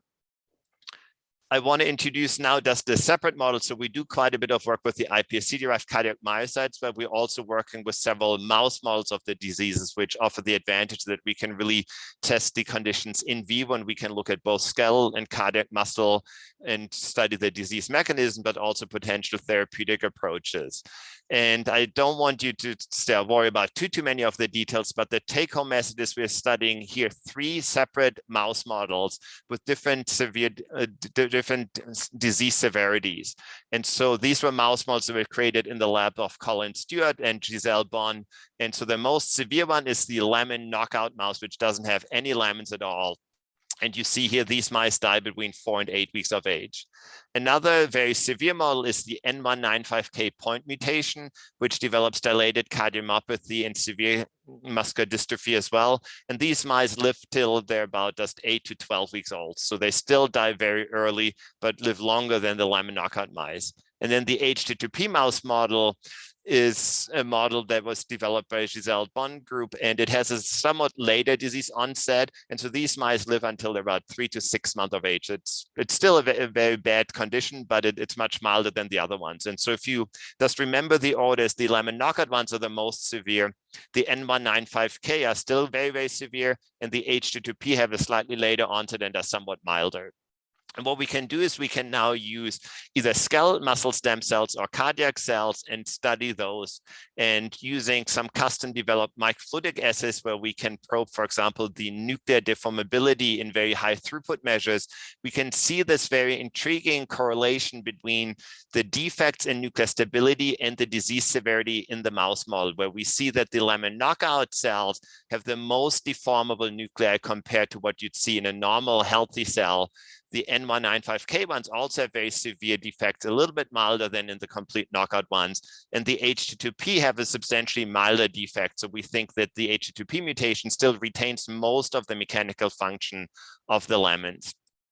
We can study this now by differentiating these stem cells into either skeletal muscle fibers or into cardiac myocytes. And in this case, we're looking at skeletal muscle fibers. And so we see in the Lamin mutations, in many cases, very severe nuclear defects where you see DNA spilling out of the nucleus into the cytoplasm. You see these large protrusions. And again, we can quantify this, and we see again a very strong correlation between the extent of the nuclear defects and the disease severity in the animal models, with the Lamin knockout ones having the most severe defects, followed closely by the N195K point mutation, and then the H2P ones having much milder defects, again, indicating that their nuclei are fairly stable. We can now then quantify the extent of nuclear envelope rupture using this separate reporter, which is based on a DNA binding protein that is normally very dilute concentrations in the cell body. So it's unable to actually bind DNA because the DNA is protected by the nuclear envelope. But if the nuclear envelope ruptures, so if the balloon pops, now these DNA binding proteins can bind and accumulate at the site where the DNA is exposed to the outside, here to the rest of the cell. And you can see this as these bright accumulation of red foci based on the fluorophore that is tagged to this DNA binding protein. And you again see that we never see any nuclear envelope rupture in wild type mice. But if we have Lamin mutant mice, either muscle cells in vitro, and I'll later show some in vivo data, we see a substantial amount of nuclear envelope rupture. And you can see a nuclear envelope rupture often happens where you have these long chromatin protrusions, where so you have these damaged parts of the nuclei. We can follow these stem cells as we differentiate into muscle cells over time, and we see that initially the stem cells themselves do not show any nuclear envelope rupture, but as they're differentiating into muscle fibers, we see more and more nuclear envelope rupture. And again, it's absent in the healthy controls. And if we reintroduce Lamin A into the Lamin deficient muscle fibers, we can completely prevent the nuclear envelope rupture. We've created mouse models of this, so we can study this in the living organisms as well. And so we see again that in the wild type mice, we don't see any incidences of nuclear envelope rupture. But if you look at skeletal muscle or cardiac muscle, we see a lot of nuclei that are now labeled by this CGAS TD tomato reporter. So they show accumulation of this reporter at the nuclei, indicating damage to the nuclei. And this is we see it in the skeletal muscle, we see it in the cardiac muscle. This is data for the Lamin knockout mice, but we can also see it in the N195K mutant mice. And this is where I just labeled some of these foci And so you can clearly see signs of DNA damage. To show that this is mechanically induced, we've done some experiments and we're continuing those now, where we're increasing the mechanical stress on the heart by injecting the mice with isoproterenol, which is a beta-adrenergic stimulant that increases heart rate and contractility. And so if we compare the hearts from the N195K mutant mouse model, either just non-treated or treated with isoproterenol, you will see a dramatic increase in the number of foci, so indicating substantially increased nuclear envelope rupture in the heart of the N195K mice. And this is done, we're using an approach where we can completely clear the tissue to make it transparent, so we can really just image the extent of nuclear damage in the entire heart. Of course, our goal for therapies is not to increase the DNA, the damage of the nuclei, but to reduce it. And so our approach we've been taking is to use what's called disruption of the link complex. So we're disrupting the proteins that connect the cytoskeleton, so the outside of the cell that generates the forces, to the inside. And this is done by these Nesprin and SUN proteins, which normally transmit forces from the cytoskeleton to the nucleus. And we can create some dominant negative construct that does displace the normal Nesprin proteins, and you'll see that this connection now is disrupted, so we can no longer transmit forces from the cytoskeleton to the nucleus. And these are just some control constructs. I won't go into too much detail. And if we do this, what you can see, this is a very busy graph, but the important part, this is the curve that shows us nuclear envelope rupture in response to this link complex disruption. And we start this treatment at 3 days, and you'll see at 3 days, the black curve completely flattens or even goes back, indicating that we can prevent nuclear envelope rupture. While these various controls, we still see the expected increase in nuclear envelope ruptures in the muscle fibers. This is just different quantifications. We can look at mechanically induced DNA damage responses, which we rescue as well. And then importantly, if you look at some of these in vitro differentiated muscle fibers, we see a substantial improvement in their cell viability, as well as the muscle fiber contractility. So these are the treated groups. You see a lot of very healthy, good looking muscle fibers, while in the various controls, you'll see a lot of dying muscle fibers. And so we see that in vitro link complex disruption is very efficient at improving and rescuing these muscle fibers. So the question is, of course, can we do that in vivo? And in order to do that, we've engineered some different genetic models where we can disrupt the link complex, either just in the skeletal muscle or in the cardiac muscle. And the first data I'm showing here is in the Lamin knockout mice in the most severe mouse model, which has the one limitation is that the mice typically die so young that our treatment approach is very short. So we only start treating them at 3 weeks. And then we have to analyze and harvest the mice at 5 weeks or 2 weeks later before they get too old.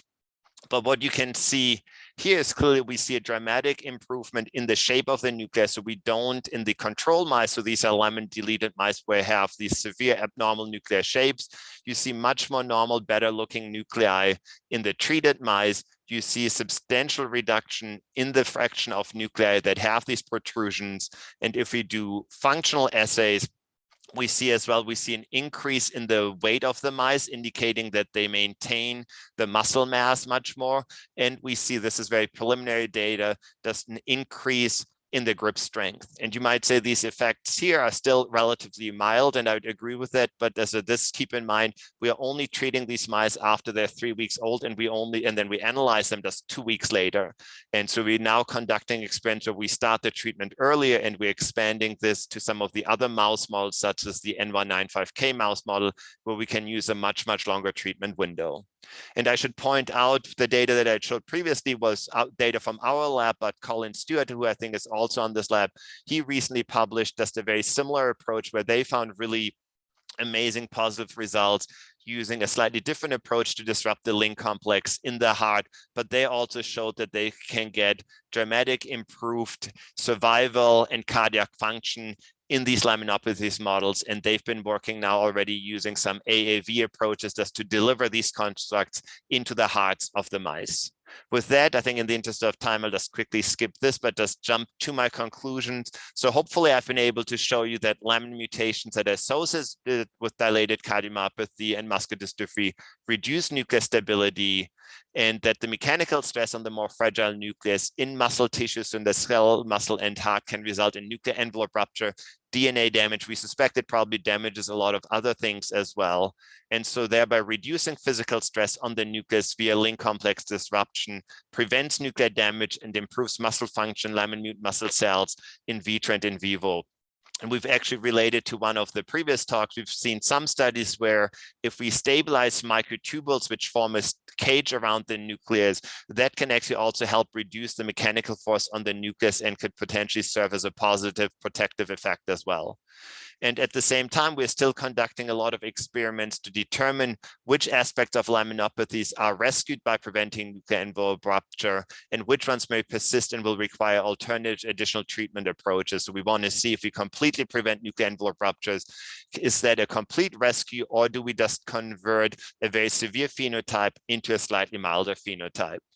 And with that, I'd just like to thank the people in my lab, plus our numerous collaborators. Several of them are on the call here as well. And then I'm happy to take any questions either now or via the chat. And thank you very much again for the opportunity to present here. Thank you, Jan. It's truly amazing research, and it's very great imaging, and what you showed here is very well explained. So thank you very much. We will save the questions indeed for the online session due to time restrictions. Our next speaker, Professor Joseph Wu.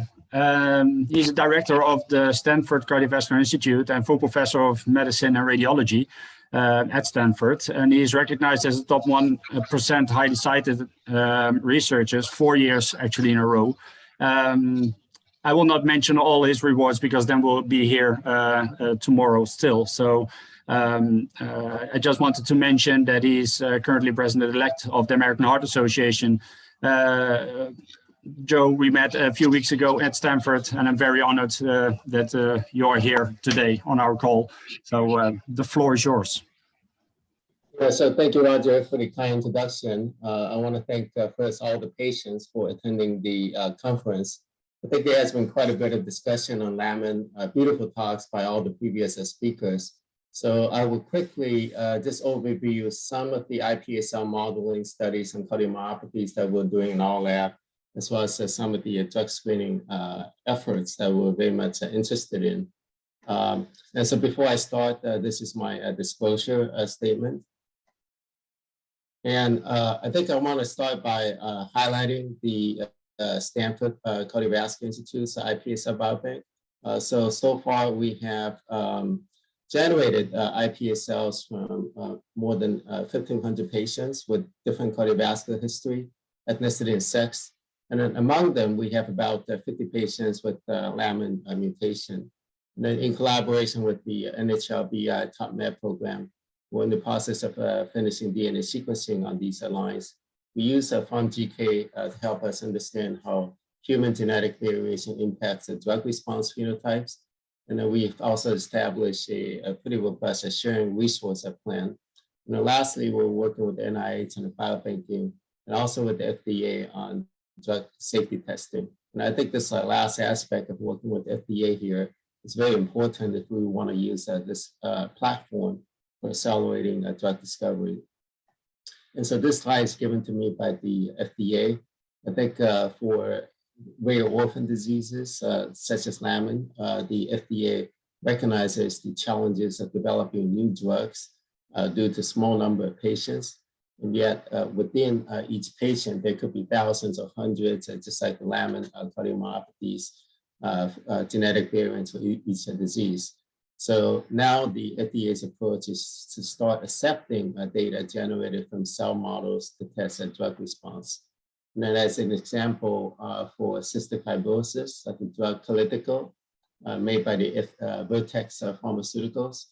This was initially approved for 10 genetic variants, and now has been expanded to 24 more genetic variants. Another example is Fabry's disease, which is a lysosomal storage disease that's passed on via the X chromosomes. The drug Galafold, made by Amicus Therapeutics, this was initially approved for 40 genetic variants, and now has been expanded to 348 genetic variants based on the cell models. So currently, the FDA is interested in expanding the cell-based platform across the full spectrum of diseases. And so overall, the FDA is interested in using these in vitro efficacy data to reduce the number of clinical studies to inform regulatory decision-making at the time of marketing application, to streamline the drug development process, and then hopefully to expand indications based on in vitro data set. And so shown here, I believe are some of the human heart diseases that could be modeled by iPS cells.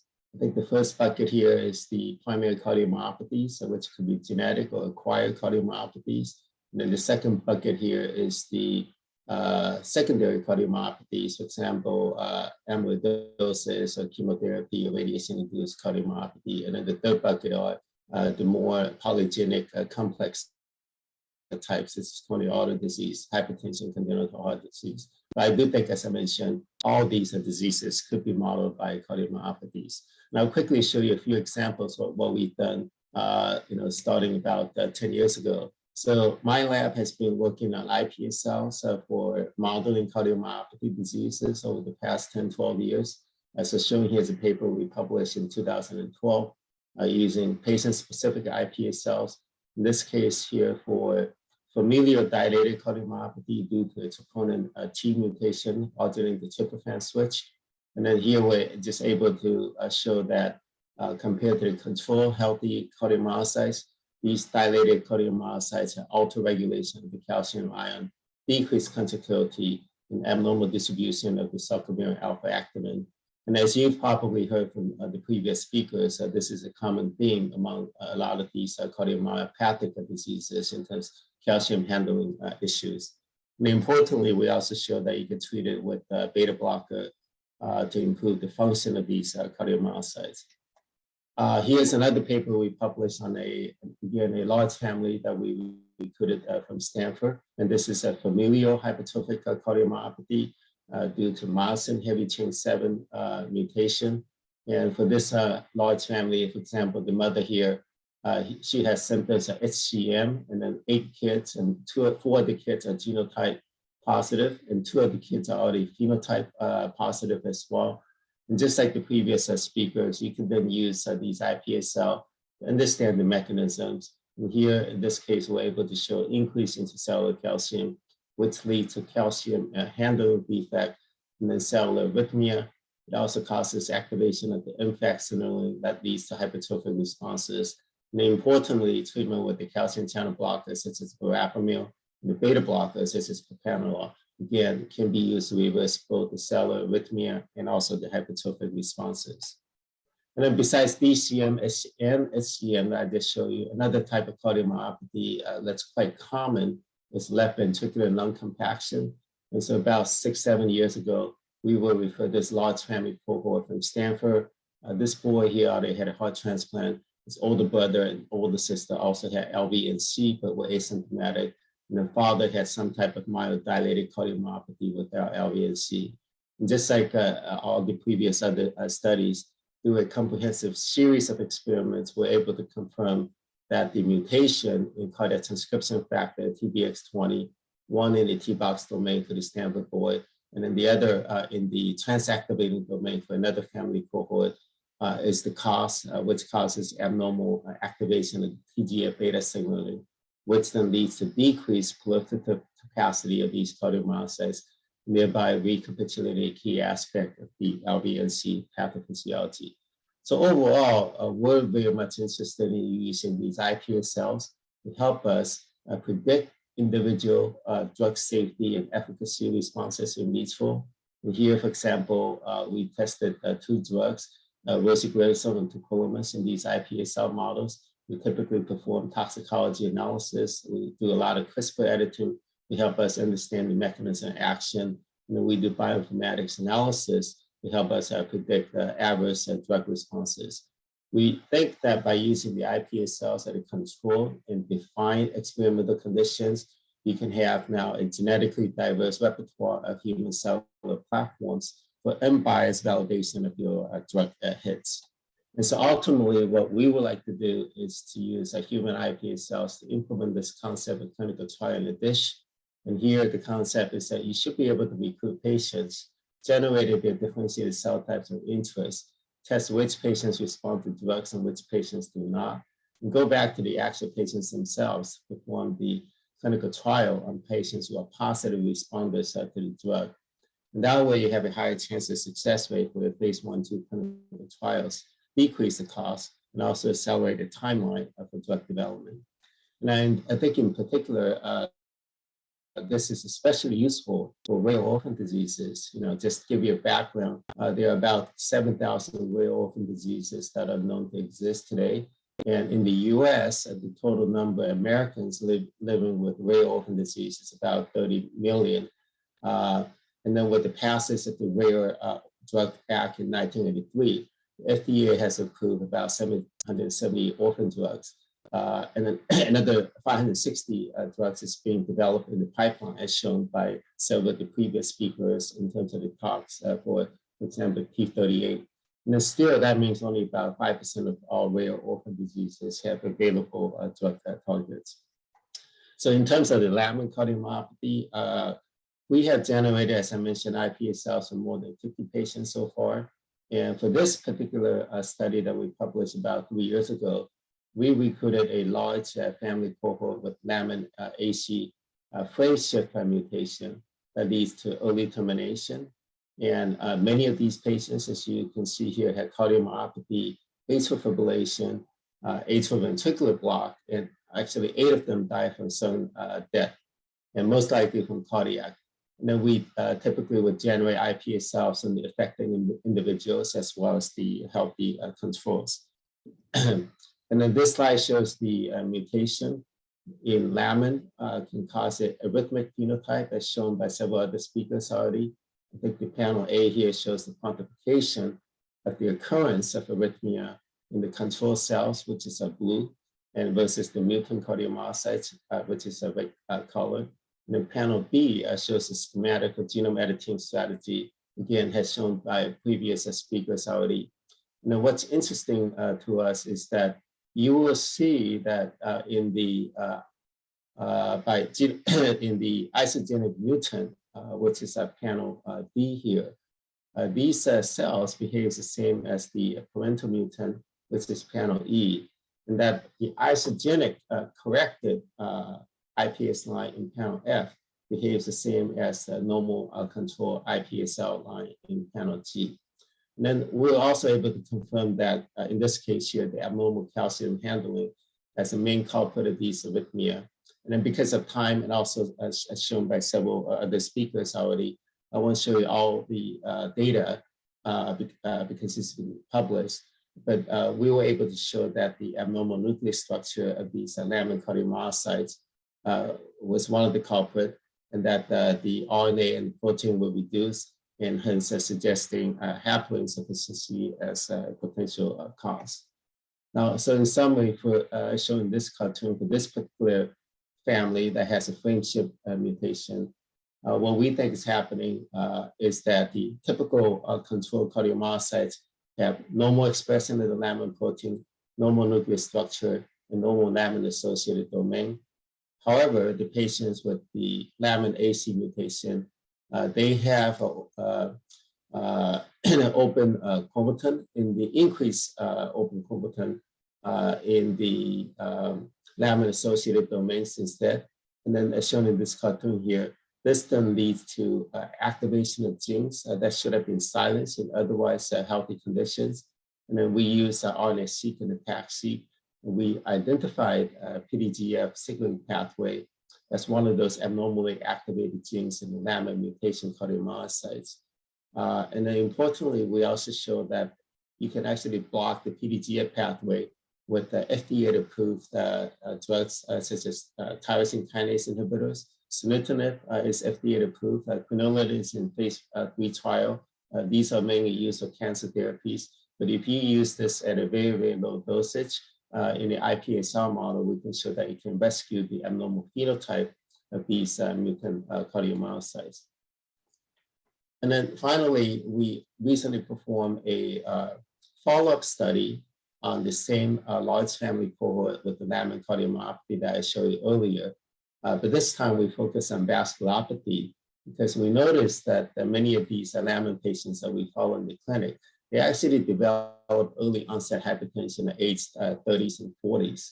So in this case here, instead of studying their cardiomyocytes, we differentiated the IPA cells into endothelial cells.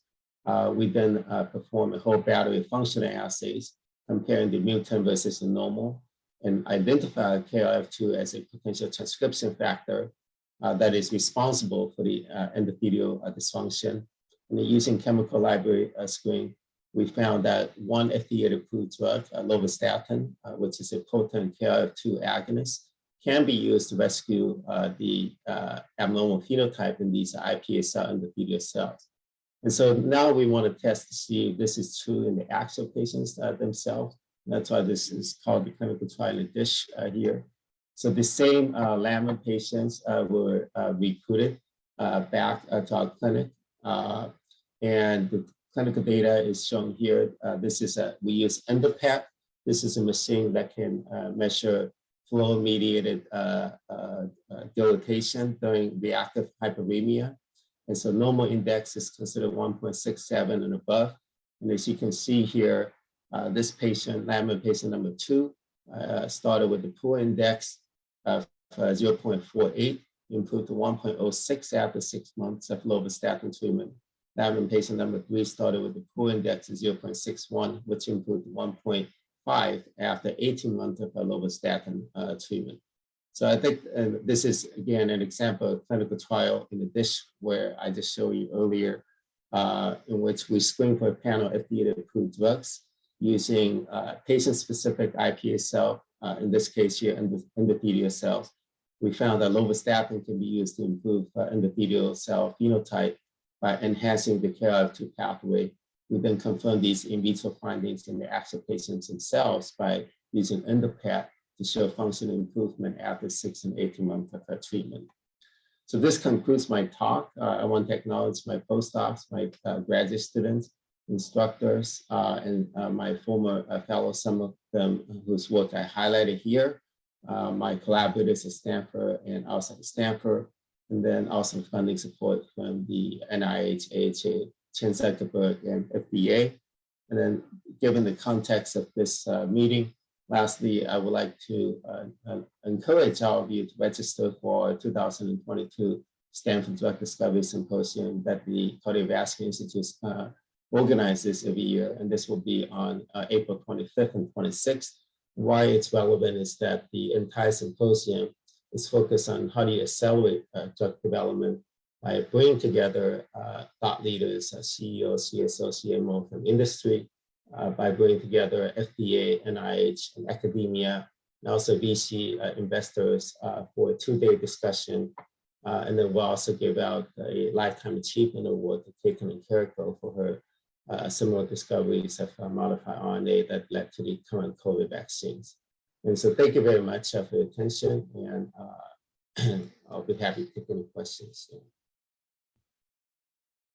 Yes, thank you very much, Joseph.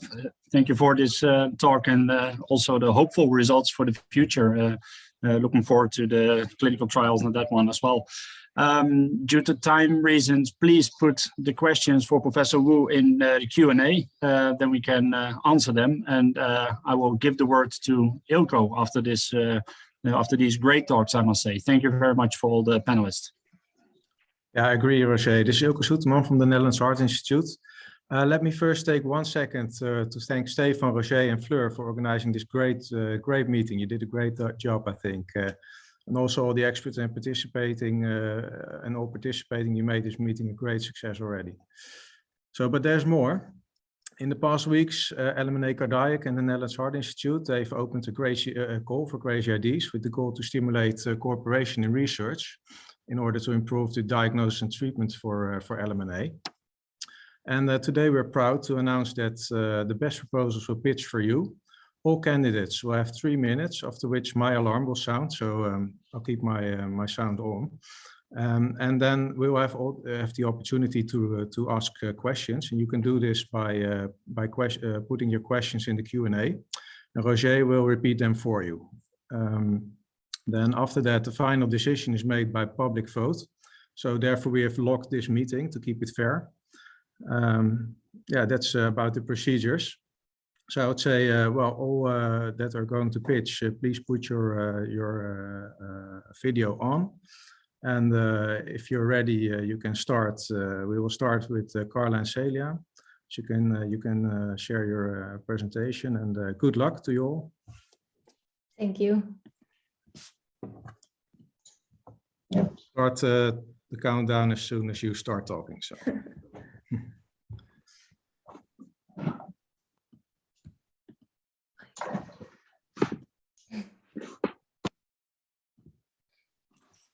Good afternoon. We are Celia Ruperez from Maastricht University and Carla Cofinho from the University of Twente.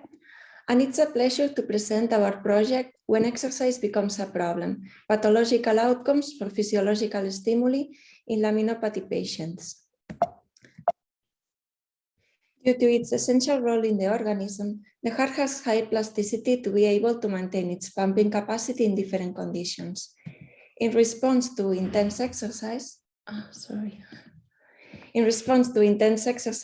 the muscle cells forming the heart increase their size in a compensated manner, increasing the pumping capacity in what we call physiological hypertrophy.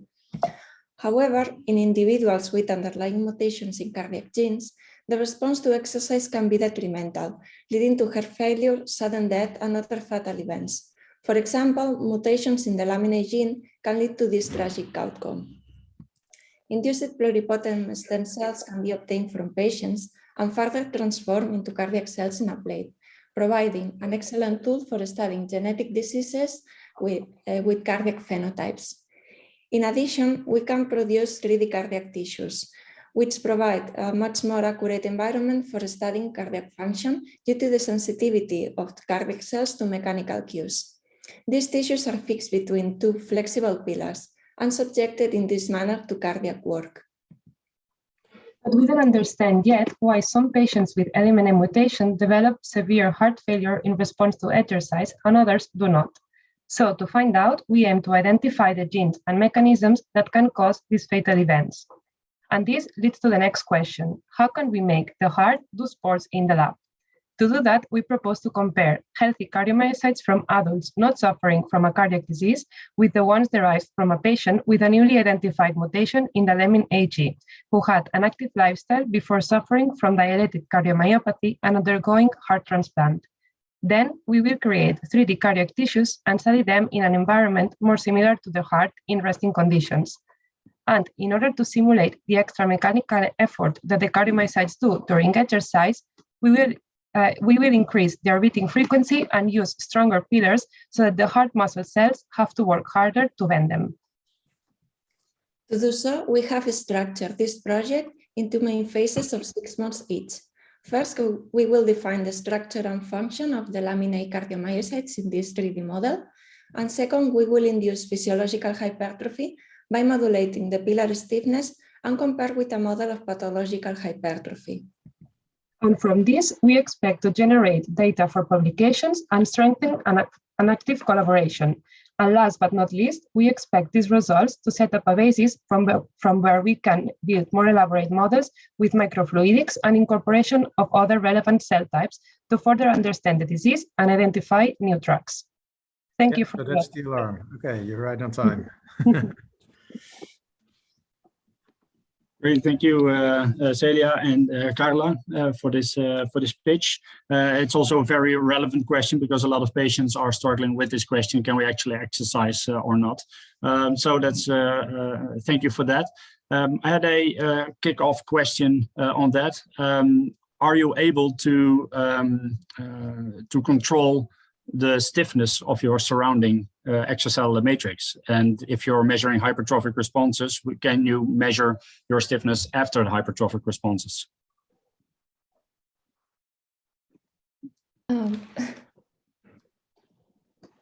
So we plan to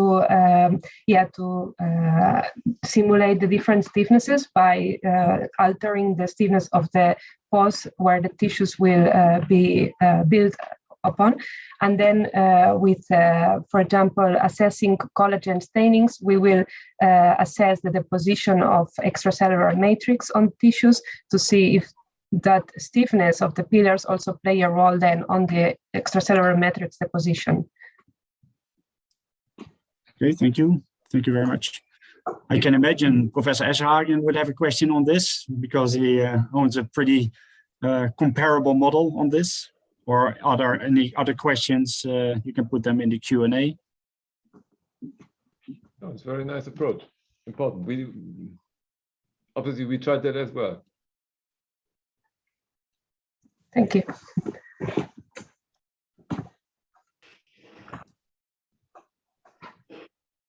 So there is a question of Professor Lammerding.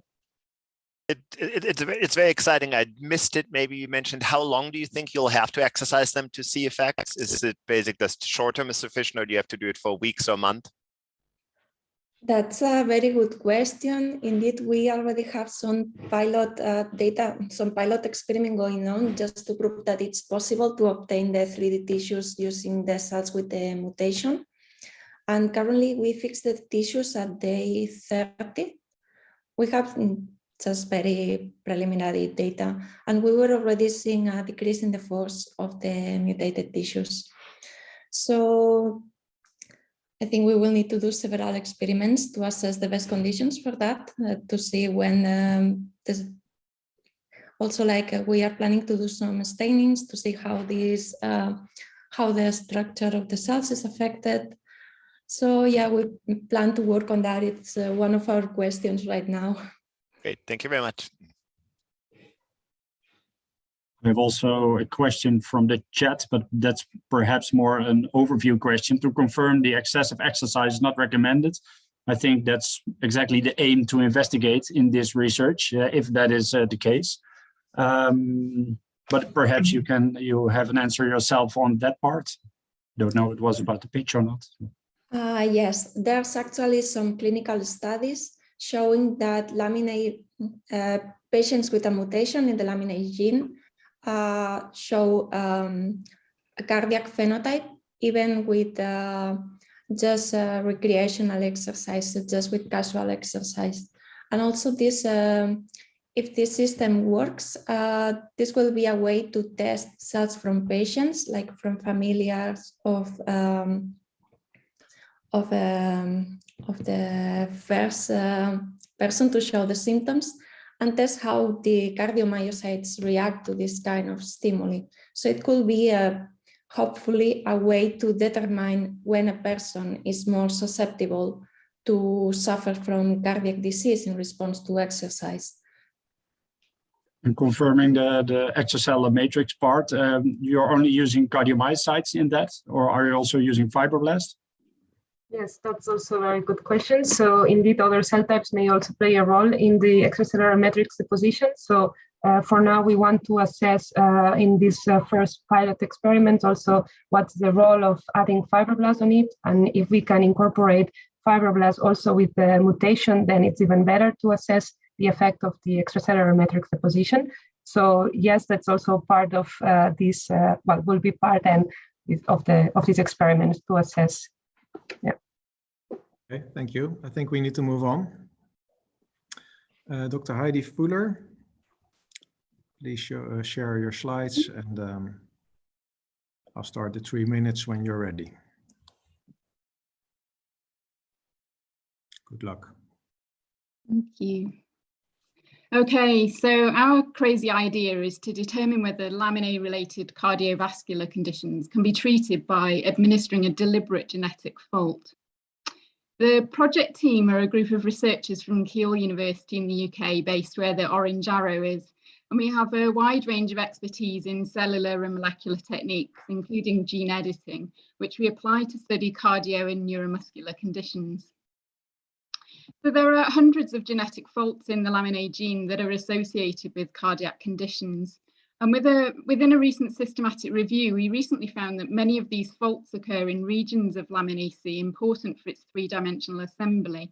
And as we know, incorrect lamin assembly leads to weakened heart cells that can cause damage to the heart. Given the large number of different genetic faults, it would be very challenging to try to correct each one. So we therefore wondered whether we can repair faulty lamin AC assembly by introducing a deliberate genetic fault into the lamin A gene. This fault is a spelling mistake in the genetic code, which changes a letter A to C as shown in red.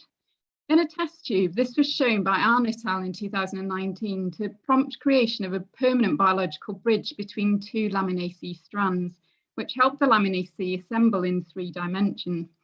As far as we know, nobody has tested this to see whether the same thing happens inside of cells from individuals with a laminae genetic fault, though.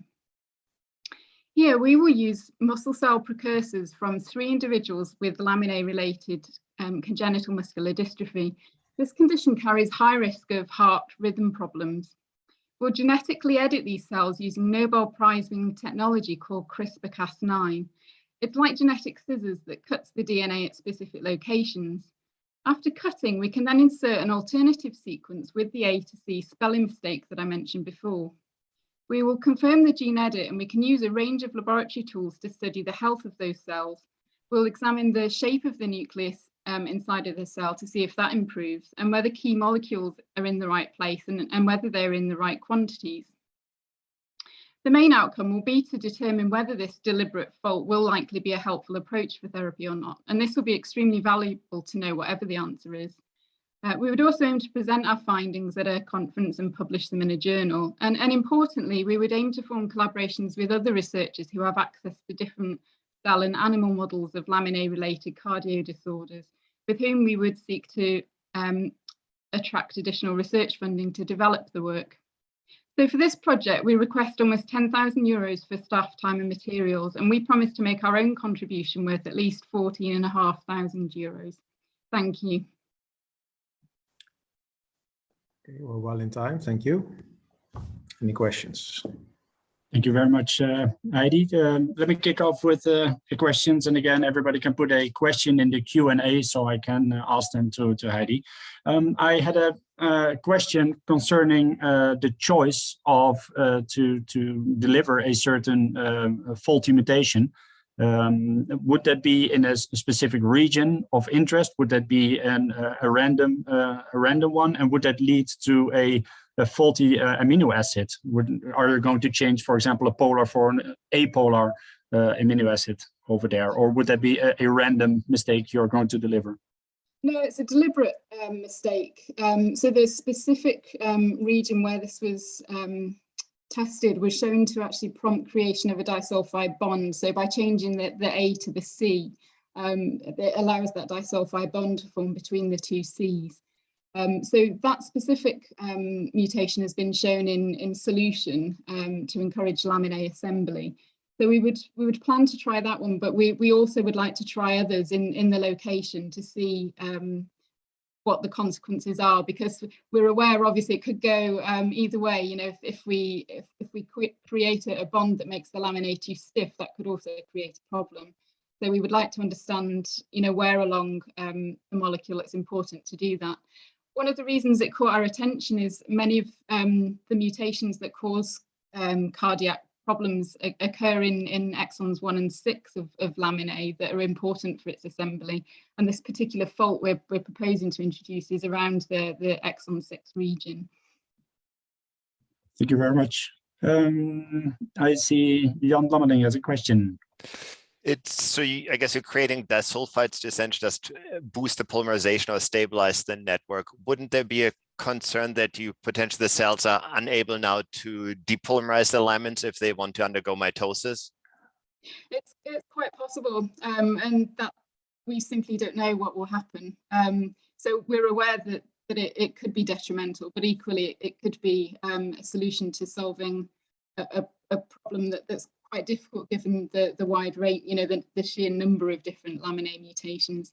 But I think, you know, even if we find that actually it's detrimental, I think it will help us know that stabilizing the nuclear lamina to that extent won't be a good approach for future work. Great, thank you. Gizelle, you have a question for Heidi. I think it was more or less a similar question as you asked, Roger, before about how to choose the mutation you want to introduce. And I understood you want to focus on the assembly defects. So as you know, there is more than 500 different mutations reported in patients so far. So would you take in account already report mutation, frequency of the mutation? I understand that you would focus on some domain. What could you elaborate a bit more about the rationale of the criteria for selecting your mutations? Or are you going to do several of them? It was not clear for me. Yeah, sorry. So the cells that we'll be working with already carry a LMNA mutation, so that we have 3 different mutations, and they're all quite different. What we're proposing is to introduce a mutation at position 146, which will change alanine to a cysteine. We chose this particular one to focus on initially because this was what was shown in a study that aimed to elucidate the structure of lamin A. When they mutated that, they found that it prompted creation of a disulfide bond between the strands. So we're proposing to introduce that mutation in addition to the mutation that has occurred in these patient cells. But we also will look either side of that and choose other alanine residues that we can potentially target as well to form a cysteine. And it must be a cysteine in order to prompt the disulfide bridge creation. Thank you. Elisa, you have a question. Yeah, so just wanted to ask, which is the advantage of your approach over just a gene editing approach in your cells, since you are actually acting that way in your cells? I think this allows us to be, I think if the proof of concept is shown, I think we've got the potential to explore things in quite a specific and controlled manner in future. So using sort of optogenetic editing, for example, we can explore when and exactly where you might be able to correct problems. So I think with the CRISPR-Cas approach, I think it will lend itself quite well to sort of future animal temporal studies, if you like, where we can actually turn on and off the mutation as and when we like. Thank you. And one in the Q&A, do we have time for that, or does Heidi have to fill it? Well, she was very fast with the pitch. One final question. One final question. I have a question on the Q&A from Gustavo. How do you discern between the mutant and the wild type allele? In terms of whether the edit has worked, do you mean? I would assume so. Yeah, I think so. I think what Gustavo means is, how are you sure in what allele are you going to? Yeah, in what allele are you going to? Yeah. So how do you know if it actually worked? Yeah, it's a good question. So with any editing like this, we would always the very first step is to confirm that the edits work. So we would fully sequence what we've done and show that the sequence has changed. So that would be the very first step. Okay, thank you. So Antoine had a question, but perhaps Antoine can write it in the Q&A and Heidi can answer that in the Q&A itself. Okay, Sure. thank you, Heidi. Thank you. We will move on to the next, which is a duo again, Camilla and Carlotta. Please share your slides and whenever you're ready. Good luck. Can you see my screen? Yes, but you can, yeah, go to the presentation mode. Okay. Yes, perfect. So good afternoon, everybody. My name is Camilla, and I am a postdoc at Humanitas Research Hospital. And together with my colleague Carlotta, a postdoc at Istituto Italiano di Tecnologia, we're going to show you our crazy idea related to optical-based nanotechnologies for treating cardiac laminopathy. While the majority of you is already familiar with the term optogenetics, less is known regarding organic semiconductors. They are synthetic plastic material usually present in solar panels. These materials are able to absorb the visible light and to use the energy acquired to generate photoelectrochemical reactions and local temperature variations. So these characteristics make this material suitable in the biological field for a gene-less approach. Moreover, they are sensitive to visible and near-infrared light, They can be used both as endogenous or exogenous actuator. And last but not least, they are versatile, fast, and cheap to fabricate. The IIT group has already demonstrated that organic semiconductor can modulate the electrical activity of different cell types. Moreover, they can induce pro-angiogenic gene expression and angiogenesis. And they can also rescue the vision in blind rats. So our crazy idea is to derive patient-specific cardiomyocyte from laminopathy patient's blood using a protocol which is already established in the Humanitas lab. And as you know, these cells are characterized by an irregular morphology and electrical dysregulation. So our idea is to apply our optical-based technology using organic semiconductors, both as films or nanoparticles, in order to restore the impaired features. We will perform morphological characterization, electrophysiological and calcium measurements, and gene expression analysis to understand the underlying mechanisms. Our previous data will pave the way for future in vivo studies, starting from animal models and hopefully going to human patients. Our crazy idea is feasible because of an ongoing collaboration between our two laboratories in a European funded project. Thank you for your attention. You were very fast. Well done. Any questions? Yes, let me kick off. Thank you very much, Camilla and Carlotta. I have a question. I think this is very interesting because it's pretty much out of my comfort zone. So probably I have a lot of dumb questions here. Are you able to modulate the amount of triggers you can apply to your cell? So what I mean is, when a problem in laminopathy would be ventricular fibrillation, and wouldn't you always trigger to a increase of speed, but can you also slow down with your optogenetic part? Oh, yes. Actually, we have strong preliminary data about how we can modulate the electrical activity in cardiomyocytes. And in this case, we observed that there is an enhancement of irregular beating of when the cardiomyocytes are plated on organic semiconductors. So we can modulate. Actually, the mechanism underlined we still unknown, but we are now studying to understand the mechanism. But is a possibility to slower the conductivity, the action, the electrical activity. Sorry. Yeah, thank you. Yeah, because I think that's a very important aspect. Are there questions for Carlotta and Camilla? Yes, I have a bit of a. Oh, sorry. Gizelle, you go first and you go afterwards. Sorry, Yigal. Ladies first. Can you elaborate a bit how you will modulate? And so it was more or less in line with Roger's question about the trigger.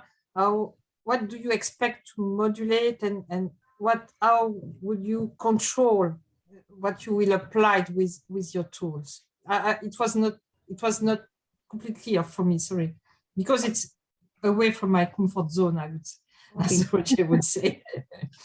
We can modulate the polymer optical modulation by polymer, because we can modulate the optical stimulus of the polymer of the organic semiconductor. So we can modulate how much and how long we can activate the polymer. In this case, we can also modulate the effect of the polymer on cells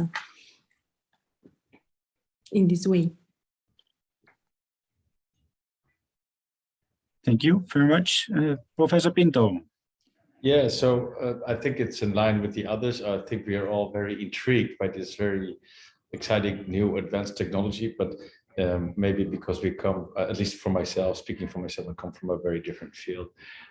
It's a little bit hard to envisage what part of the Lamin disease is going to be attacked, let's say, like this. So could you help me to understand which part of what is the defect, let's say, in laminopathies would be repaired, if you will.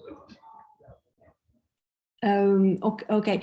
We are thinking about this this crazy idea because we are strongly preliminary data where we are treated with optical modulation by organic semiconductor cardiomyocytes, wild-type cardiomyocytes, and we observed an hyperpolarization of cells and also a modulation of the action potential. So we are thinking, and also an enhancement of stroke velocity of the action potential. So we are thought that this optogenetic technology can be used to reduce the arrhythmias, and so can be used to in laminopathies disease.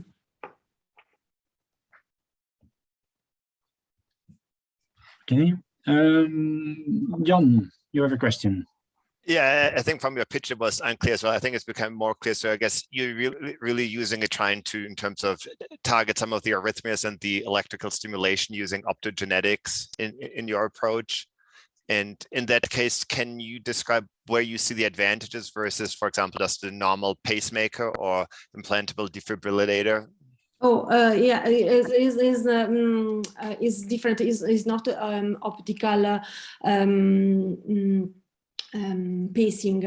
We do not we don't want to optical pacing, but we want to modulate the electrical activity, use the light, and use organic semiconductor because they are able to generate electrochemical reaction near the cells or into the cells when we using nanoparticles, and in this case we can modulate the channels. In principle, we can modulate TRP view channels, and also, but we can we can modulate another channels without gene therapy and without virus and without delivery issues. So in this way. But wouldn't the end effect be the same essentially as a pacemaker, that you're just changing the electrical stimulation of the cells? Yes, we can change. Yes, we can change the electrical, but with not induce the action potential. It's not our goal. Okay. Thank you. Final question.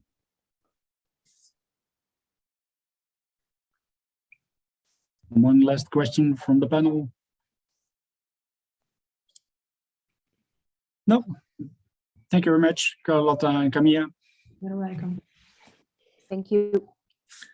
So the final pitch will be given by Sophie Stroeks. Sophie, if you can share your presentation. And good luck.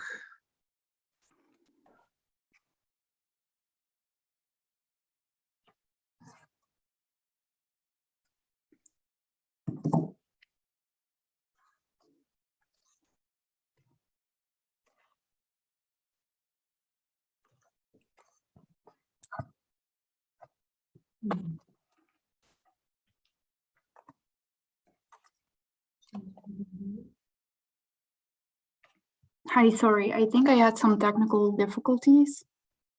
Yeah. Can you hear me? Yes, we do hear you. And now we see your slides. So if you go perfect. to the presentation mode, it'll be fine. Yes. Yes, it's working. Okay. Thank you. My name is Sophie Stroeks. I'm an MD PhD candidate at Maastricht University. And I know I am the last presenter, and I hope you still have some energy left. Speaking of energy, I want to introduce you to the crazy idea that energy problems could contribute to the cause of LMNA cardiomyopathy. But first, let me introduce you to the mitochondria. So mitochondria, they are basically the powerhouses of the cell. You could compare them to a power plant. They need fuel in the form of sugars and fats, and mitochondria will convert this into energy. Energy that the heart needs to contract and maintain a normal function. So in a normal cardiomyocyte, it's filled with mitochondria to keep up with the energy demand. But what do you think happens when the heart has less mitochondria? It's probably not functioning well, right? And we actually think this is happening to patients with a LMNA cardiomyopathy. But why do we even think this? So it started with the identification of 3 patients from the south of the Netherlands that had all the same exact mutation. What we did is we took skin biopsies, we reprogrammed them into stem cells, and then differentiated them into cardiomyocytes. So we did multiple testing, but we also looked at the mitochondria and basically counted the mitochondria. And what we saw in these cells was that there are less mitochondria in the patient, in the LMNA patient cells, compared to the healthy ones. And we also looked at function. And what we saw was that the mitochondrial function was decreased in the patient compared to the healthy ones. Like I said before, the heart needs fuel in the form of glucose and fatty acids. But if the fuel is not used to produce energy, what is actually happening to it? So first we looked under the microscope of these cells, and what we saw were less mitochondria, but also more glucose storage called glycogen.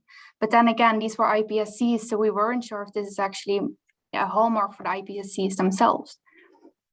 So then we also looked at the glucose uptake, so the glucose that's going into the cell. And what we saw here is, again, more glucose uptake, so more glucose goes into the cell. So we think because there are less mitochondria, the cell does not use sugars and fats and basically stores it, which can be toxic.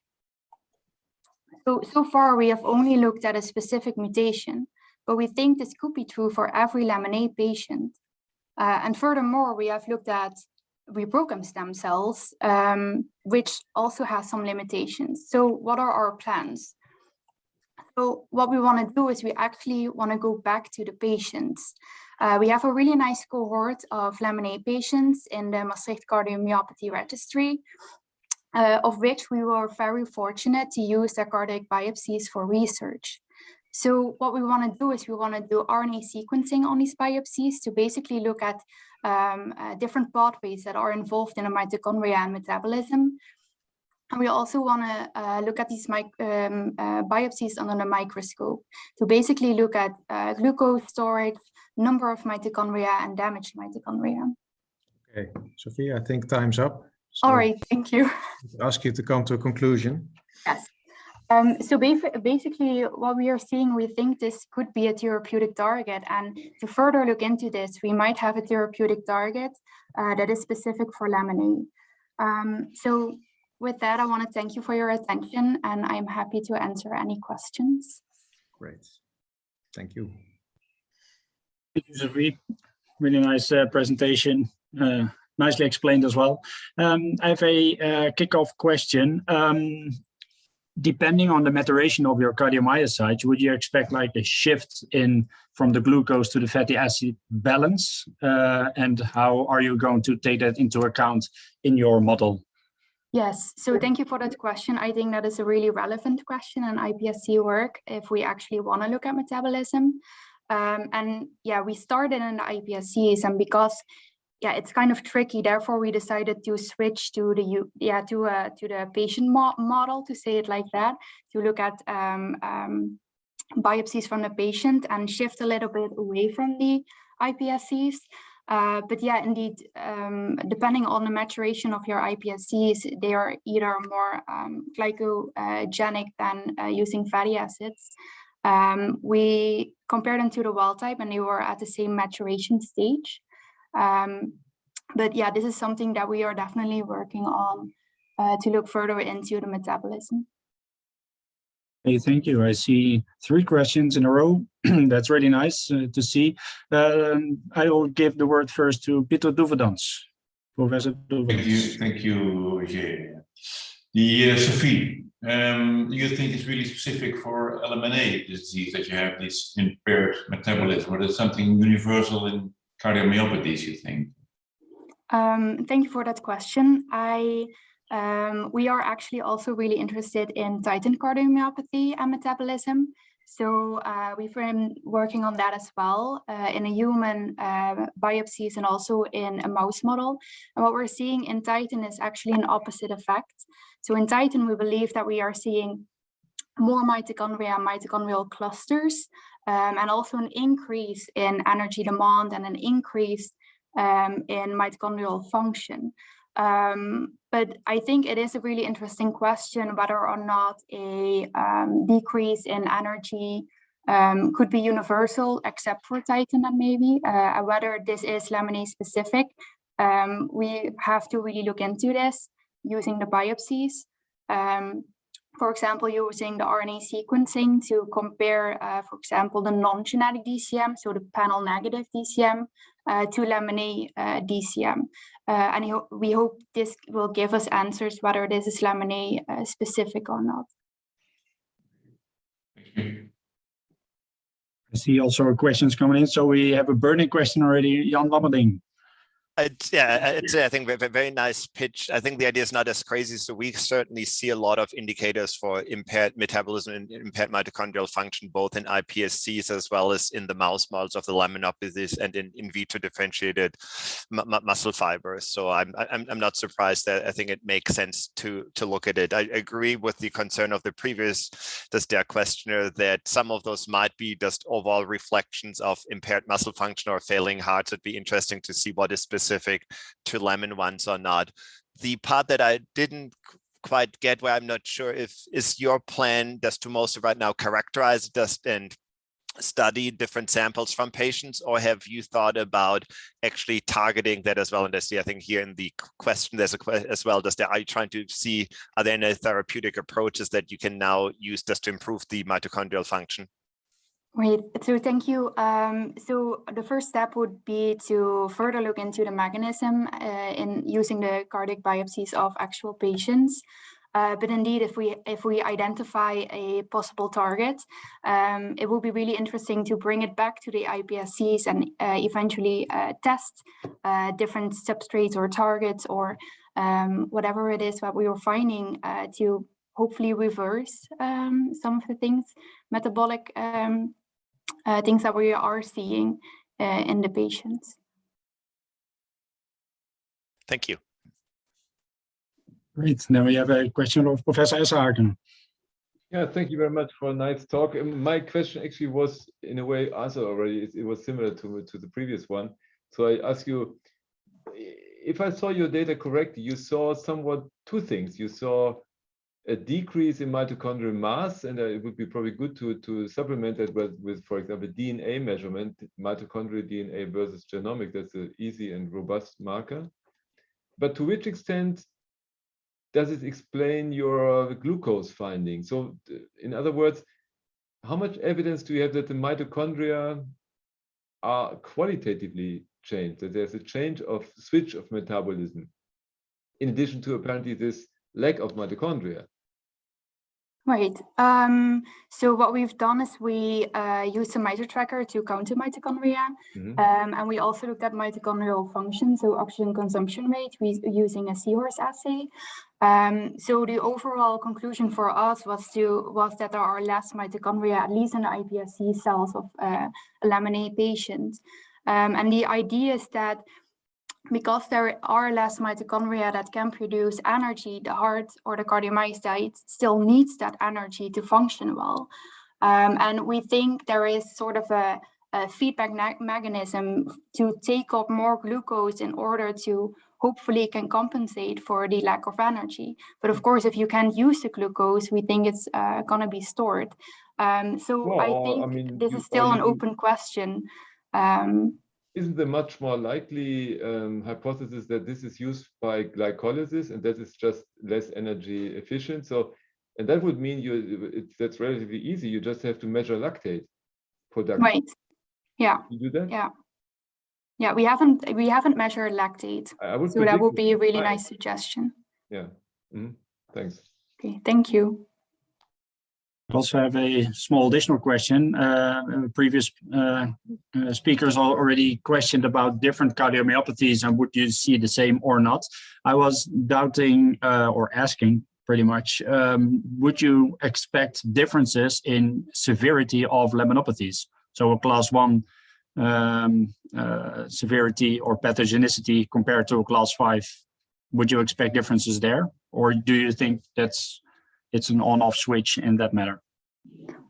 We aren't sure of that yet. I think it is a really interesting question, which I personally haven't thought of. So if we want to do the RNA sequencing, I think we should try to make some clusters of patients with different classes of pathogenicity. So again, I think it all depends on whether or not we see metabolic differences in these patients.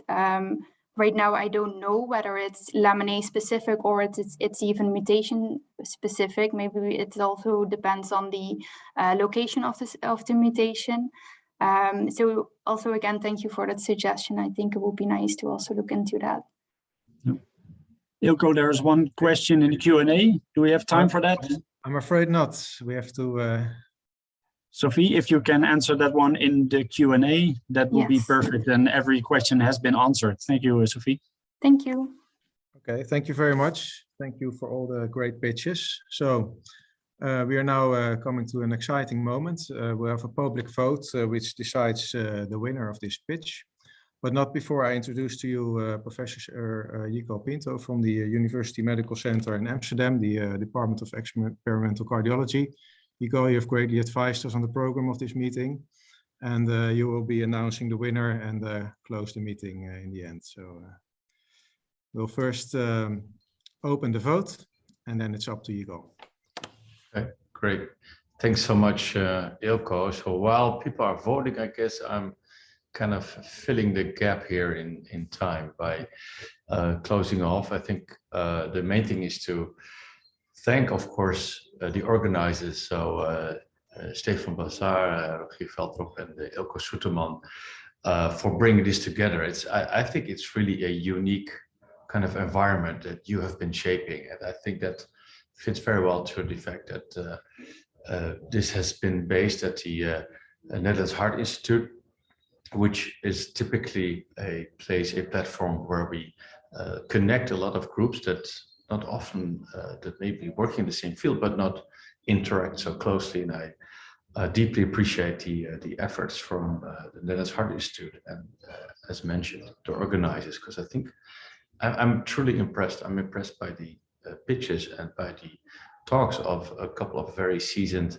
scientists in the field that we now suddenly see appearing together in this afternoon. And I think that's an incredible step forward for trying to connect some of the best science to propel towards translation to ultimately, of course, find things that will improve the outcome for patients with a Lamin mutation. And I think it's great to see also patients and relatives to be present here, because they know, like no other, how important it is that we find better solutions. So I think it's a marvelous job again, Stefan, Ilko, and Rogier, to have pulled this off. And many thanks to the Netherlands Heart Institute for providing the platform for doing so.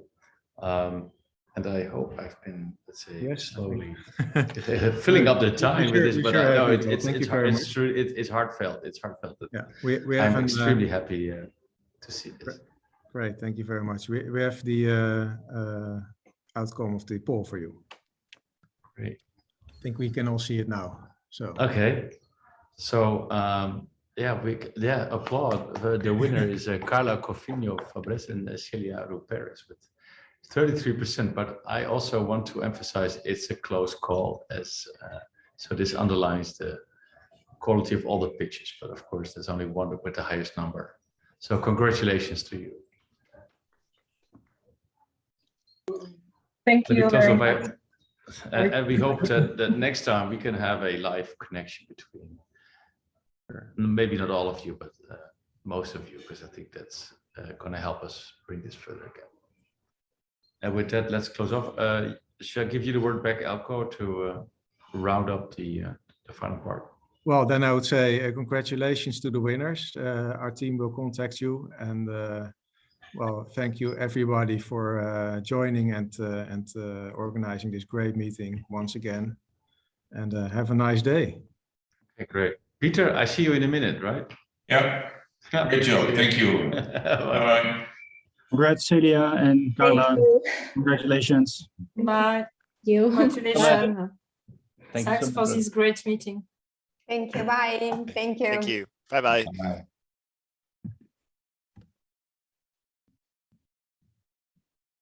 Thank you. Bye.